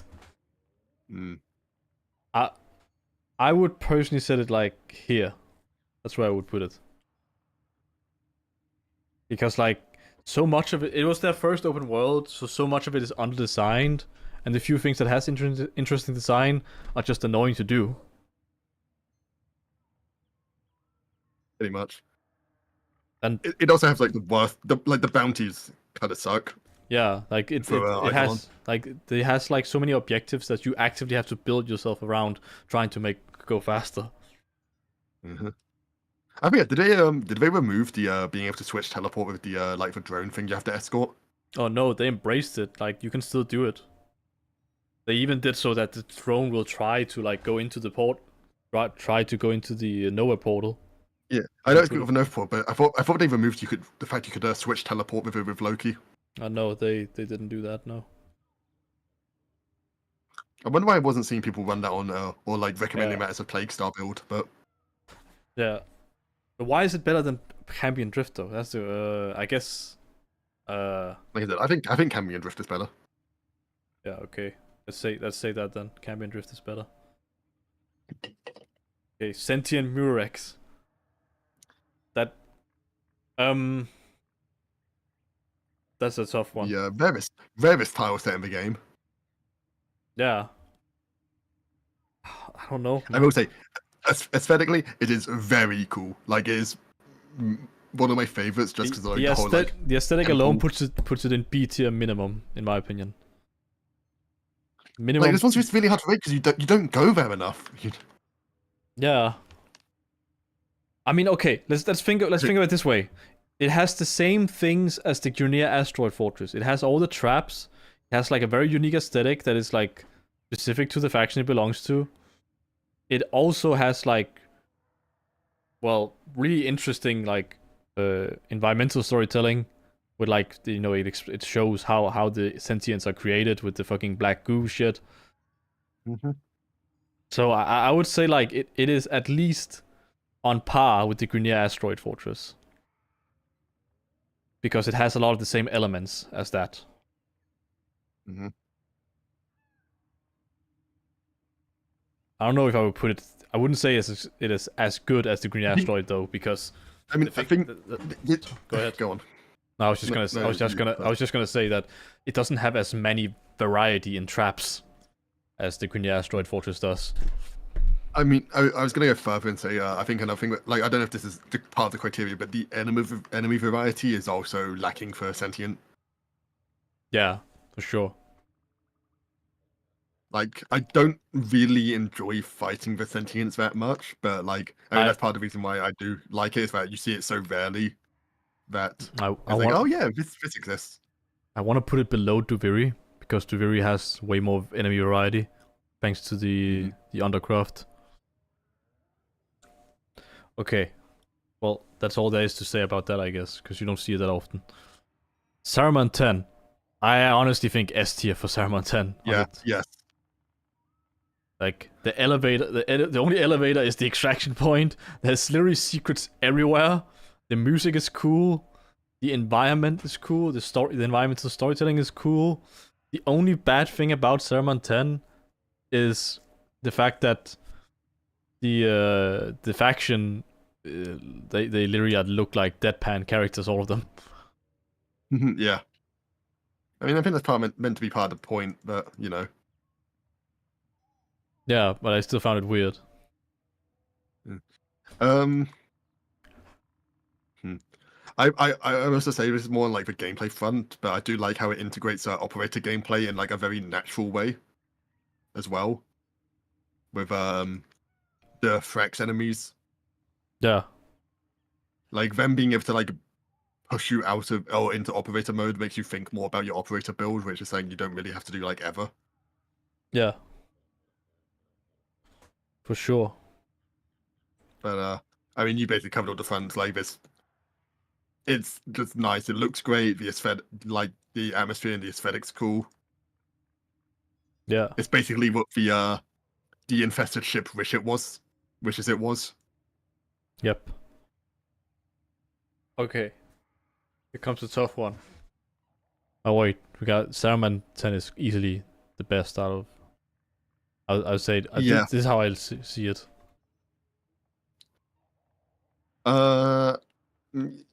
Yeah, I would make some like slight incident arguments where I do like Gas City more than Orthalis just for like gameplay, but I mean, we can do it like that. Okay, well, I guess we can move on to the labs. So I have very little to say about the labs because, like, the thing is that, like, I don't know. I haven't found. Well, okay, it's so new, so it's very hard to say. I put it on par with Saruman 10. yeah, I think it's really good. Like that's the main thing. It's not a bad tile set at all. It's a really good tile set. Yeah, I just don't feel like I have spent enough time with it to be able to say whether or not it's as good as Saruman 10 or not. Because like, I mean, one thing I can say, like, and the problem is like it's so early that I don't know if this criticism will hold up. I think it's a little bit annoying to navigate at points. Like, Yeah. there's some rooms where like I get stuck and it's like, oh, I'm actually meant to be like below me at the moment. Yeah, I think I know which room you're talking about. I mean, I still like. I know it has like a lot of secrets, like the Zaman as well. I just haven't been able to like find all of them yet. So, I guess I need to get on that Yeah. at some point. I will say I do actually feel like this is just like my intuition, not because I don't have proof, but I do feel like there's probably less secrets in the labs than there is in the Saruman 10. Yes, yeah. So Oh, I like that it allows you to use your Necromech. oh yeah, that shit's great. That's a good strength. Yeah, stuff like that. I can't remember the name. The book, like secret boss enemy you can fight. Yeah, that stuff's pretty cool too. I like that. Yeah, the enemy type, the Murmur, is actually fun to fight because they actually require you to like know where their weak zones are, and like it encourages like use of precision weapons. Yeah. Okay. Any adjustments we have to make? Honestly, Not that I can think of like immediately looking at this. I don't think there's anything glaringly in the wrong place. I think we should pull the Corpus Ice Planet down with the infested ship. Actually, yes. Let's see.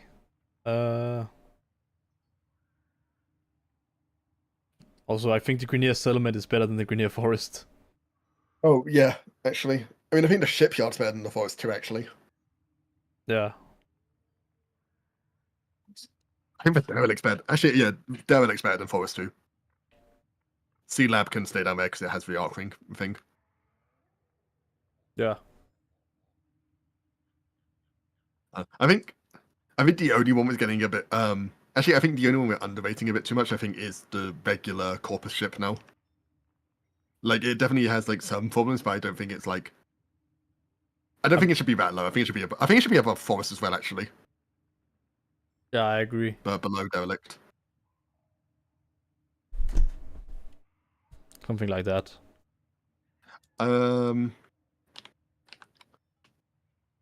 What else? I think actually, I think Eidolon is bottom of B tier, below Asteroid and Galleon. Which one is what? Sorry. Eidolon below Asteroid and Galleon. I definitely enjoy being on those maps a lot more than Eidolon. Mhm. Actually, I almost want to put Eidolon lower actually, because I'm thinking about what I enjoy playing on more than Eidolon, and it's like, actually, I do like Outpost more than that. Mm, But it has like its own content, I guess, which like gives it a strength it has. So I bottom think would be the is a only fine place. the only thing that keeps it in B is the fact that like it has like the day-night cycle gameplay as well. Yeah. It has a few interesting things that like was introduced into the game, that made it kind of special. And also like a lot of content that came with that in general was really good, like weapons wise, right? Like the saws and that shit.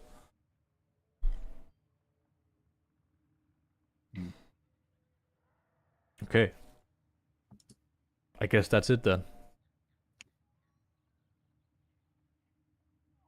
Yep. That is our bad opinions. I'm saving this.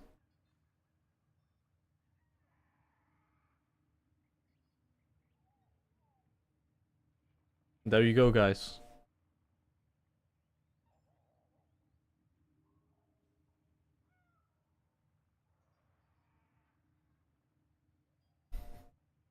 That was fun.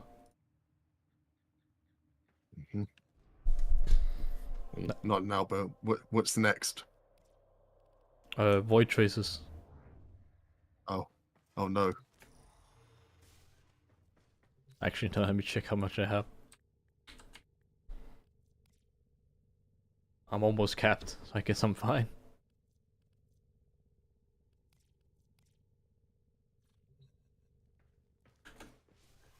But yeah, I don't know what's next. I guess we wait for Clem to come back, so we can help him do whatever he needs to do. Wasn't he supposed to be back by now? I can't remember. I think he said like in 20 minutes or so. I think he said like at around 9 or something. Well, that'll be 9 his time, or my time. Yeah, isn't Which is it still 9 like now? over an hour away. Oh. No. It's 7:30. It's 7:30? Yes. Wait, so like 7:30? Well, it's 7:40, but 7:40.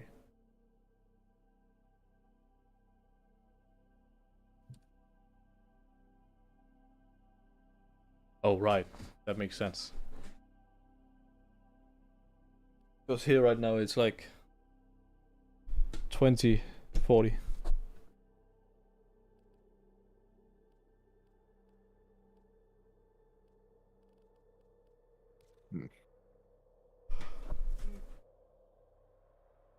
oh man, I had like there was something I remembered and now I've just forgotten it. I was like, oh, this is an interesting point to bring up, but nope, gone now. Unlucky. Don't worry, man. It come back. It will come back eventually. Oh, they never do. Have you ever played Overcooked? No, but I know what it is. Oh, wait. How do you know what it is? Have you seen it on stream or something? Oh yeah, I've seen like a stream of it like once. Yeah, it's pretty fun. It's a fun, relaxed. It's a chill game.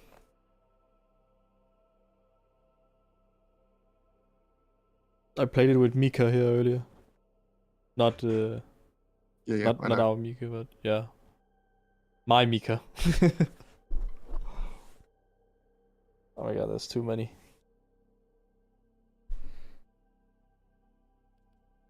Wait, how can what? Oh, that's interesting. Fucking Dojo space being a pain in the ass as usual. Oh, what's up? What are you trying to build? And to build an inspiration hall, but apparently it's bigger than the Entrati chamber. Oh, I guess everyone has to be fuck huge then. yep.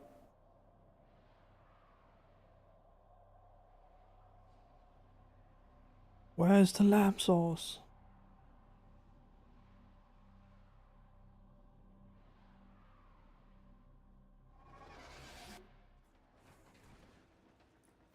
Our position has been compromised. Defend the cargo until reinforcements arrive. Void fissures. You need them to open a relic, but are you confident you can withstand their fury? What? Nice titties. Mind if I, Because the person is dressed up as a clown. Mm. A fissure. Defend yourself and use reactant to open relics.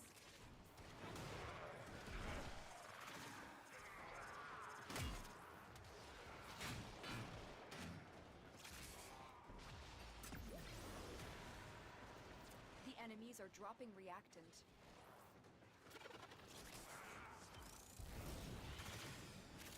Don't forget the reactant. You need more to open that relic.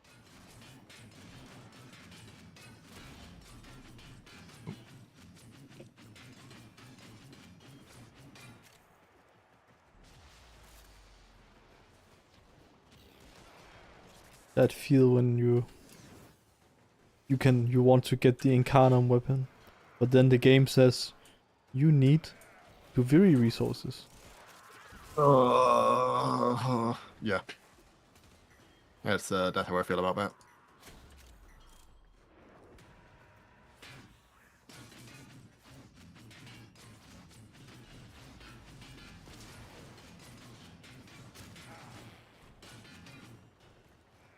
They should add something similar to the Thumpers in Duviri. Modest resource pinatas. Yeah. Like, I don't know, have like a rare enemy, like a mini boss in the Undercroft spawn or something. Or you're allowed to get like at least like a little bit of the resource through doing Undercroft. Yeah.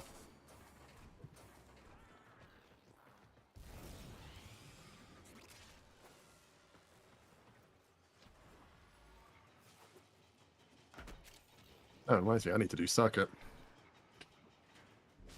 Yeah, but you're only going to rank 5, right? Yep. Or you haven't done it all yet. I've done like 1 level. Yeah, I got to 10 yesterday. It was miserable. I'm sorry. It's okay. I only had to do it once.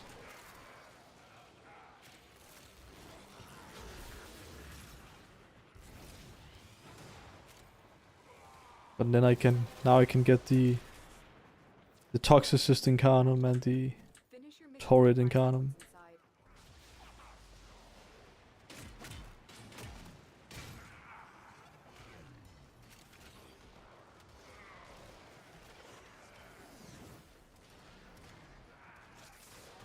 I don't even know what the Toxicist Incarnum does.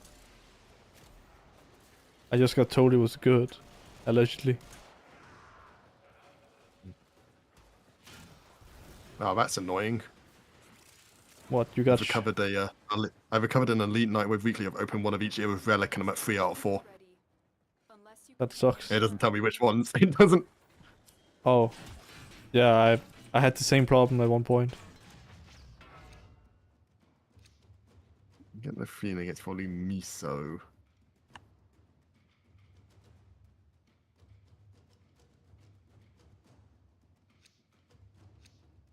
This is actually the first Nightwave I've completed in months.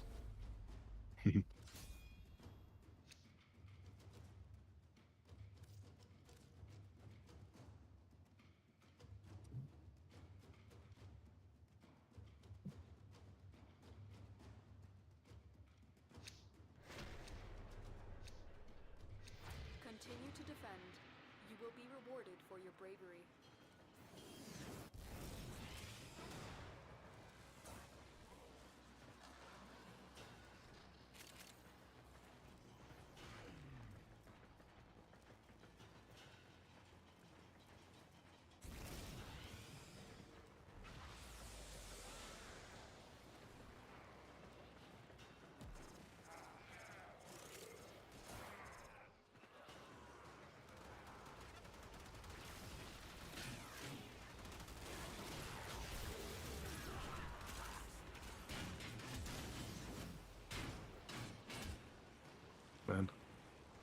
have 3 prime frames being built, and I can't wait.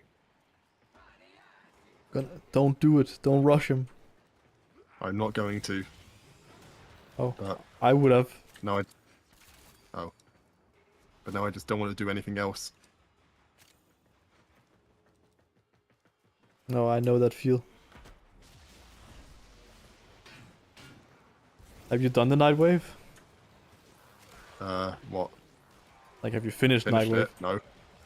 So how far are you? Not that far. I'm only level 10. Well, you get some pretty cool armor at on the last tier. I don't know if you've seen it. Yeah. That'll be good for Frost. Oh, but Xiandan is kind of neat as well, I guess. Yeah. Wait, what is it not? Is it meant to animate? I'm pretty sure it's supposed to animate. Is it not animating It's, or what? it's completely stationary on when I preview it. I think that's a bug. Okay.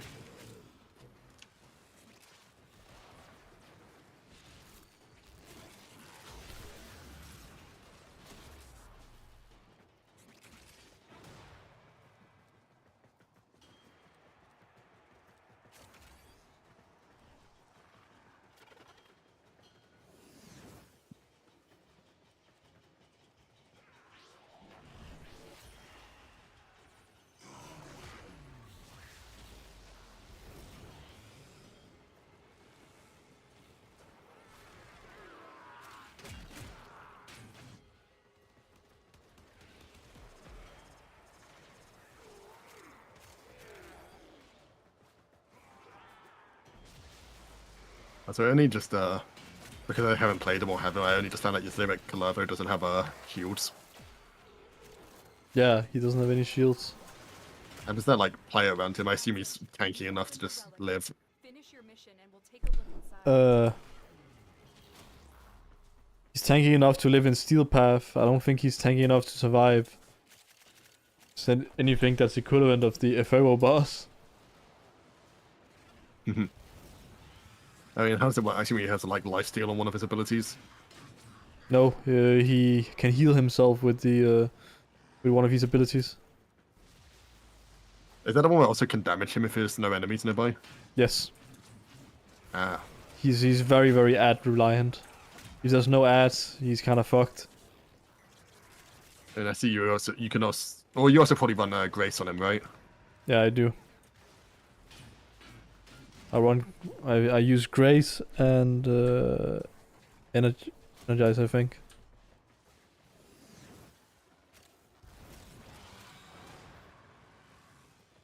Oh wait, no, do I? I don't remember. I haven't played him in a bit.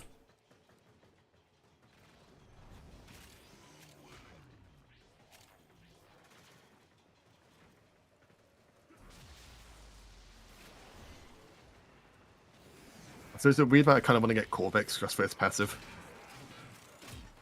What is his passive again? All his guns get like +3 punch through. Yeah. I mean, that's pretty fun. Yeah. If you have like high fire rate guns, then yeah, that's pretty fun.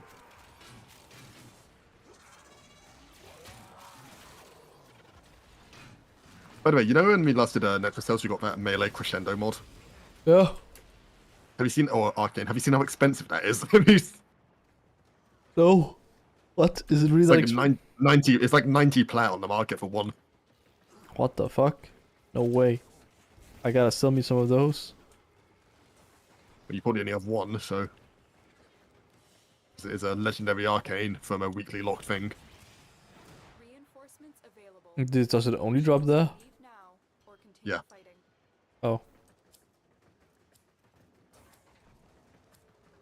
It's also good, so you know. I don't even remember what it does. It's the one where on finishes you get +1 combo count permanently. Oh. Yeah, Ash would love that.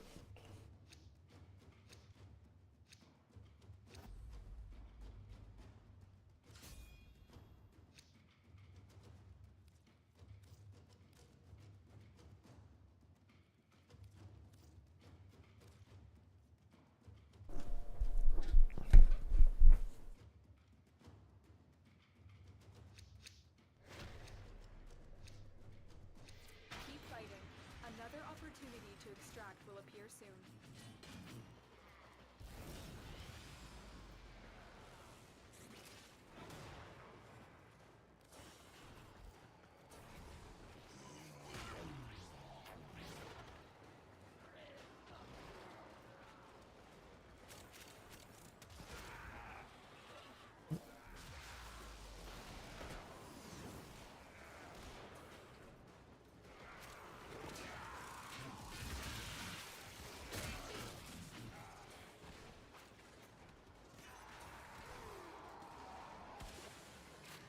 When did you wake up, Jen?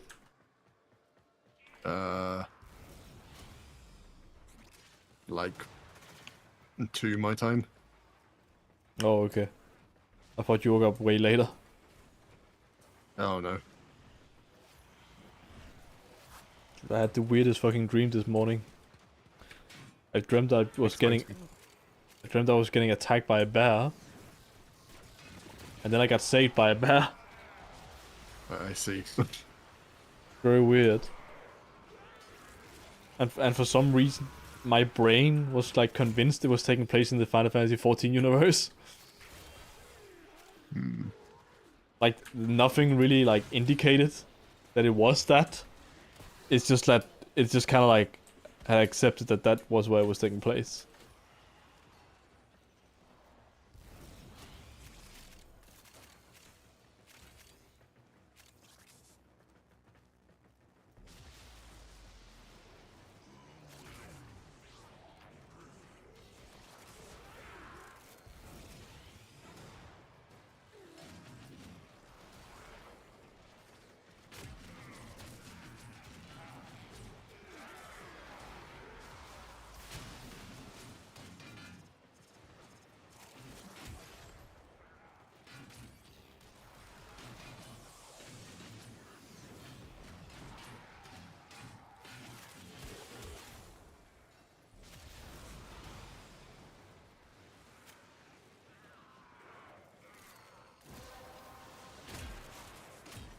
That's it. You opened the relic.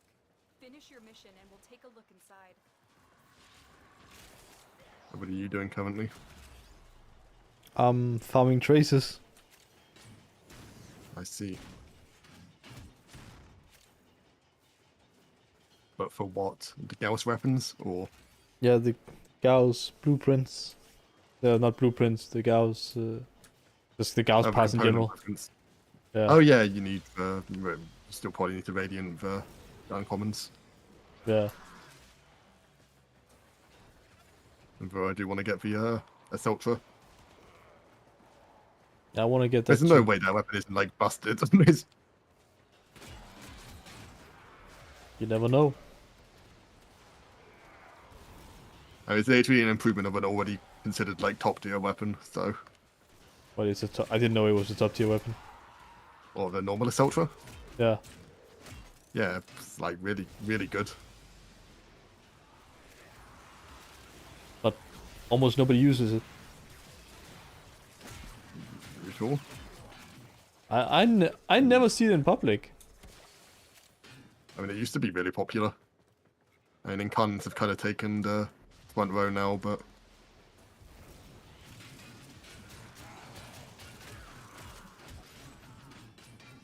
Yeah, like I so rarely see it. Yes, Ultra.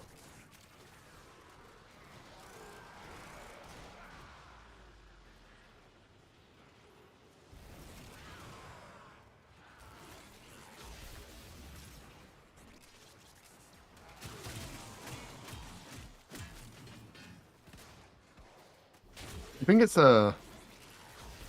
interesting that throughout all the Prime accessories with packs have had now, we've still not had a Parazon Prime skin. Yeah, but I'm kind of glad we haven't, honestly. No, they could definitely get away with it.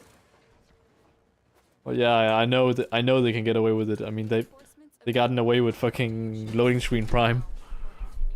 Illicit Prime, let's go. Fucking. I mean, they even wouldn't be surprised if they did like fucking Margulis Prime. And we have Lotus Deluxe, so Oh right, I forgot about that.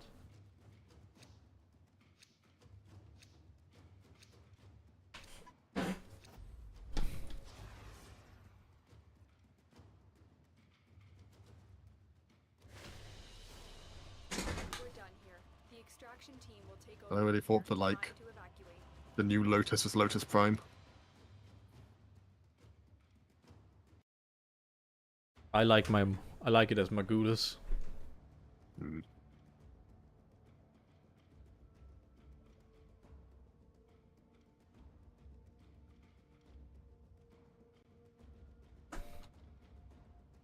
You went down the Pope path. What do you mean? What? When I say the free aspects, you know, it's like the one that Margulis was under was like the more like, oh, you're more of like an emotion. You pick more like emotional options. Oh.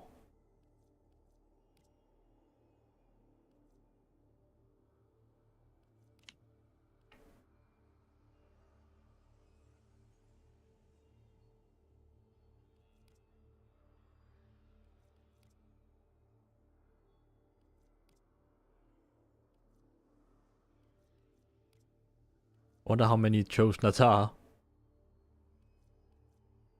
I Oh. didn't. or Eidolon Lotus. I was tempted to, but then I didn't realize you could change it later. So Cause Plaid to if I change knew you now. could change your appearance later, huh? Cause Plaid to change it now. Oh yeah, it costs plat to unlock the other ones. Yeah. But I mean, even then, like, well, I don't know. I guess the name kind of works for her.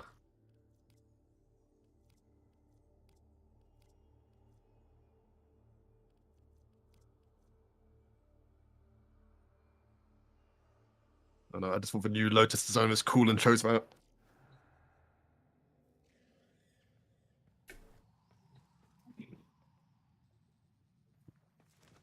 You see that Star-Lord, Lord D uploaded like a 1 hour long video talking about the whisper in the wall. Oh, Oh god.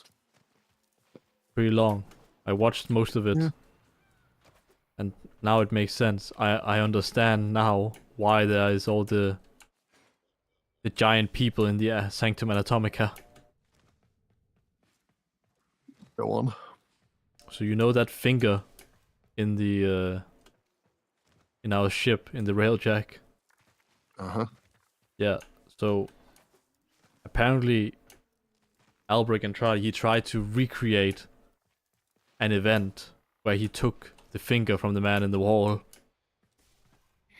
and then like creating more of these fingers that can then be used to do like interdimensional travel.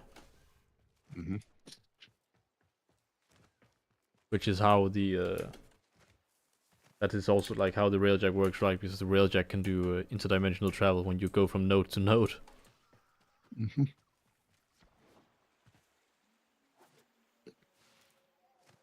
The same thing with like why there's so many fingers in the Saruman tile set. When you go to a certain areas there, it comes from the Sanctum Anatomica. Let's see. So this is like completely stupid and irrelevant, but now for some reason, whenever I hear the word finger, now my brain immediately goes to Breaking Bad. Why? Is it the meme with Mike? I don't think I've seen that meme. I mean, oh, god damn it! You Hang have to on. you have to show me. It's like an anti meme now, but Is it the one with the explosion where like he keeps no, ringing it's the bell? the kid named Finger one. Okay. Anyway, I'm just gonna send you the Know Your Meme page.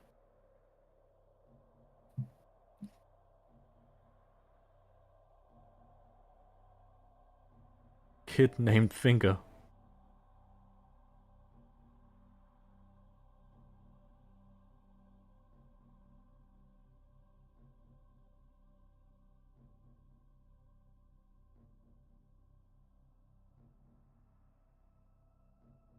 What the fuck?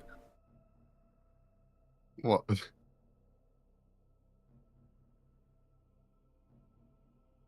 It's just so random.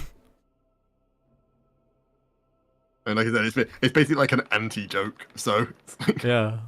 Live finger reaction. Oh no, it just makes me laugh every time because it's so dumb. And for some reason, it's my brain associates whenever I hear the word finger now. Man, I thought it was gonna like make you think about Elden Ring. Nah. That's what Elden Ring makes you think of now as well. What the fuck? Why they have a Haspen Hotel? Oh, it's the Haspen Hotel trending. Oh. You heard about that guy that? Yes. Yes, Yeah. I have. No comment.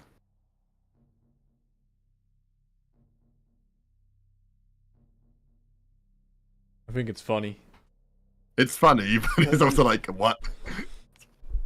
dude. You spent so much money. You should have just gone all out and just ordered porn of it. Like, you probably could get that for cheaper.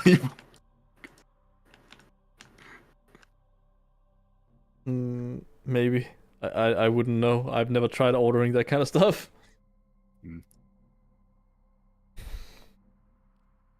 I know, I'm pretty sure it kind of like, it partially falls onto the like fucking artist, like, this is some weird shit tax. Yeah. Like, I know, the guy's like, I really don't want to make this, I'll just make some like absurd cost to it, and he'll say no, right? Right? That's what he was hoping for. Hey, plus 50k, I guess.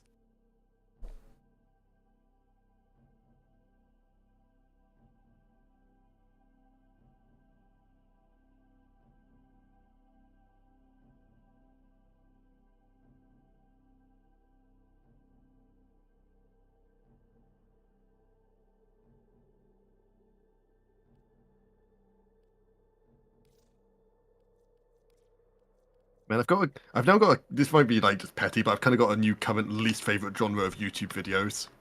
What's that? Reaction videos? Game videos of completely pointless, in quotation, challenge runs. You're gonna have to send me an example of that. But it's like, I don't know if you've seen it up, but like, you know, there's like it's a big update for people that's uploading like random like challenge runs of games to like wherever. Like, can you do this, like beat Dark Souls without getting hit or stuff like that? Oh no, I think those are funny. Like I remember I saw yeah. I saw one like remember the one from Super Mario 64 when it was like beat a level with only 2 inputs or something.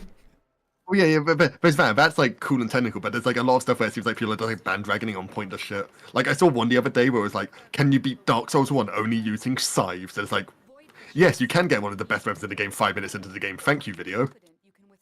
Oh yeah, shit like that. That shit's boring. Like just like random pointless stuff like that where it's like, oh, can you, I don't know, beat Elden Ring only using sorceries? It's like, yeah, of course you can. Yeah. So, I don't know. Like I said, it's like, one of those things is like ultimately pointless, but I just kind of see it everywhere. It's kind of it's grating now. A fissure. Defend yourself and use reactant to open relics.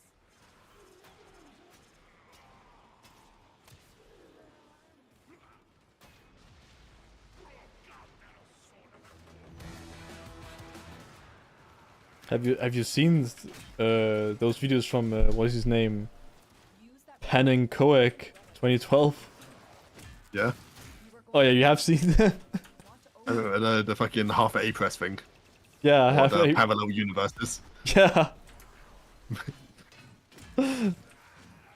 This is so these videos are so great. I love them.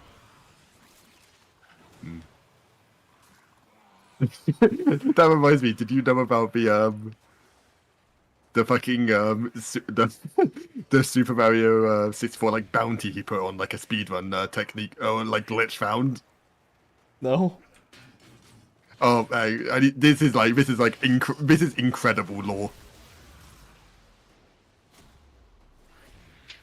But essentially, so there was like a bit of like a stream of someone like playing the game where they did like a glitch occurred where they kind of like got teleported upwards in like a situation where like on all like code and glitch and for the game that shouldn't be possible.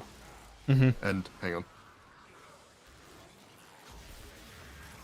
So Essentially, so yeah, so this guy got like upwarped, and he put like a bounty on like I'll give you like $1,000 like dollars if you can like replicate this glitch. Oh, okay.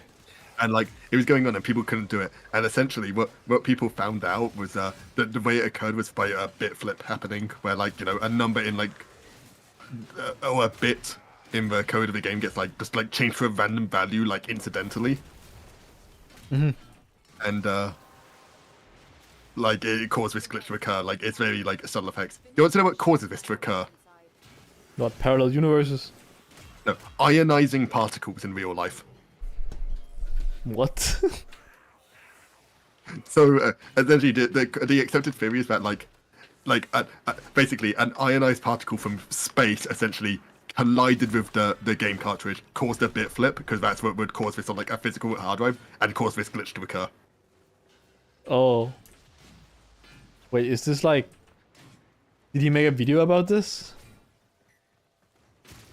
It's probably oh, there's another Know Your Meme page for this. Amazing. This is my favorite internet resource. It's so handy. Yeah, like all the lore is located there.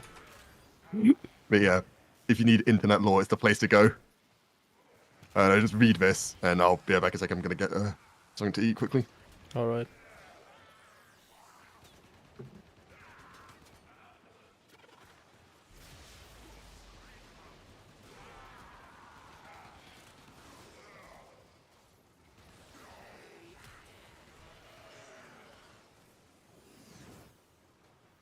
What happened?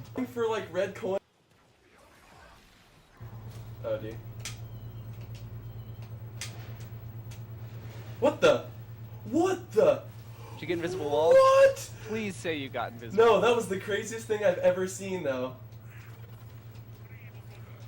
What happened? I was going for like red coins or something, dude, and then I got warped up I to don't the know what top. you were going for. Dude, what the fuck was that? Oh, it's that one. Yeah, I know that one.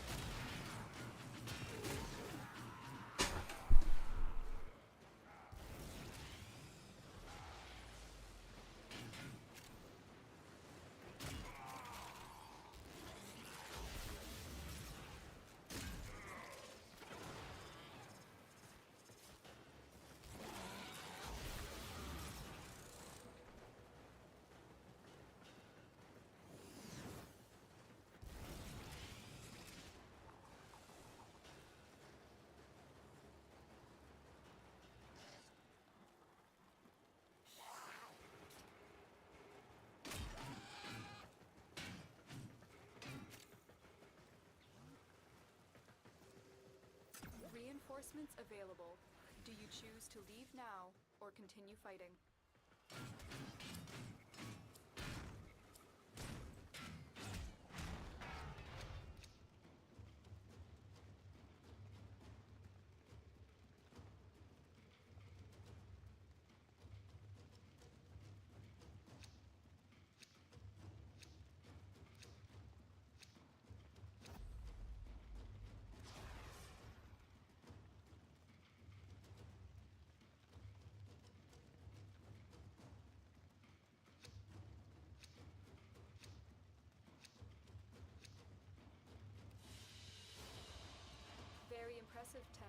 held them all back.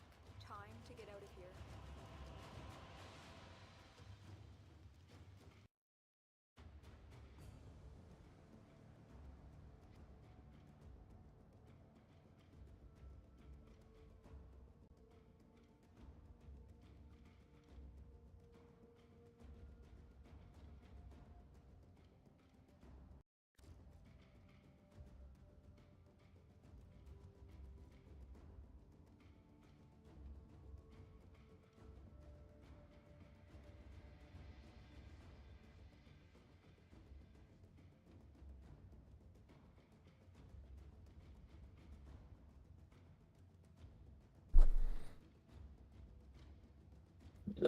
Hello.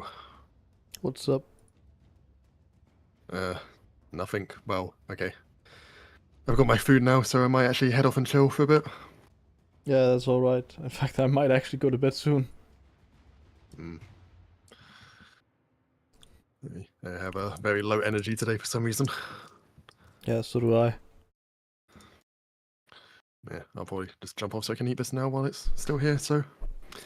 See you Yeah. around, I guess. Yeah, see ya, man.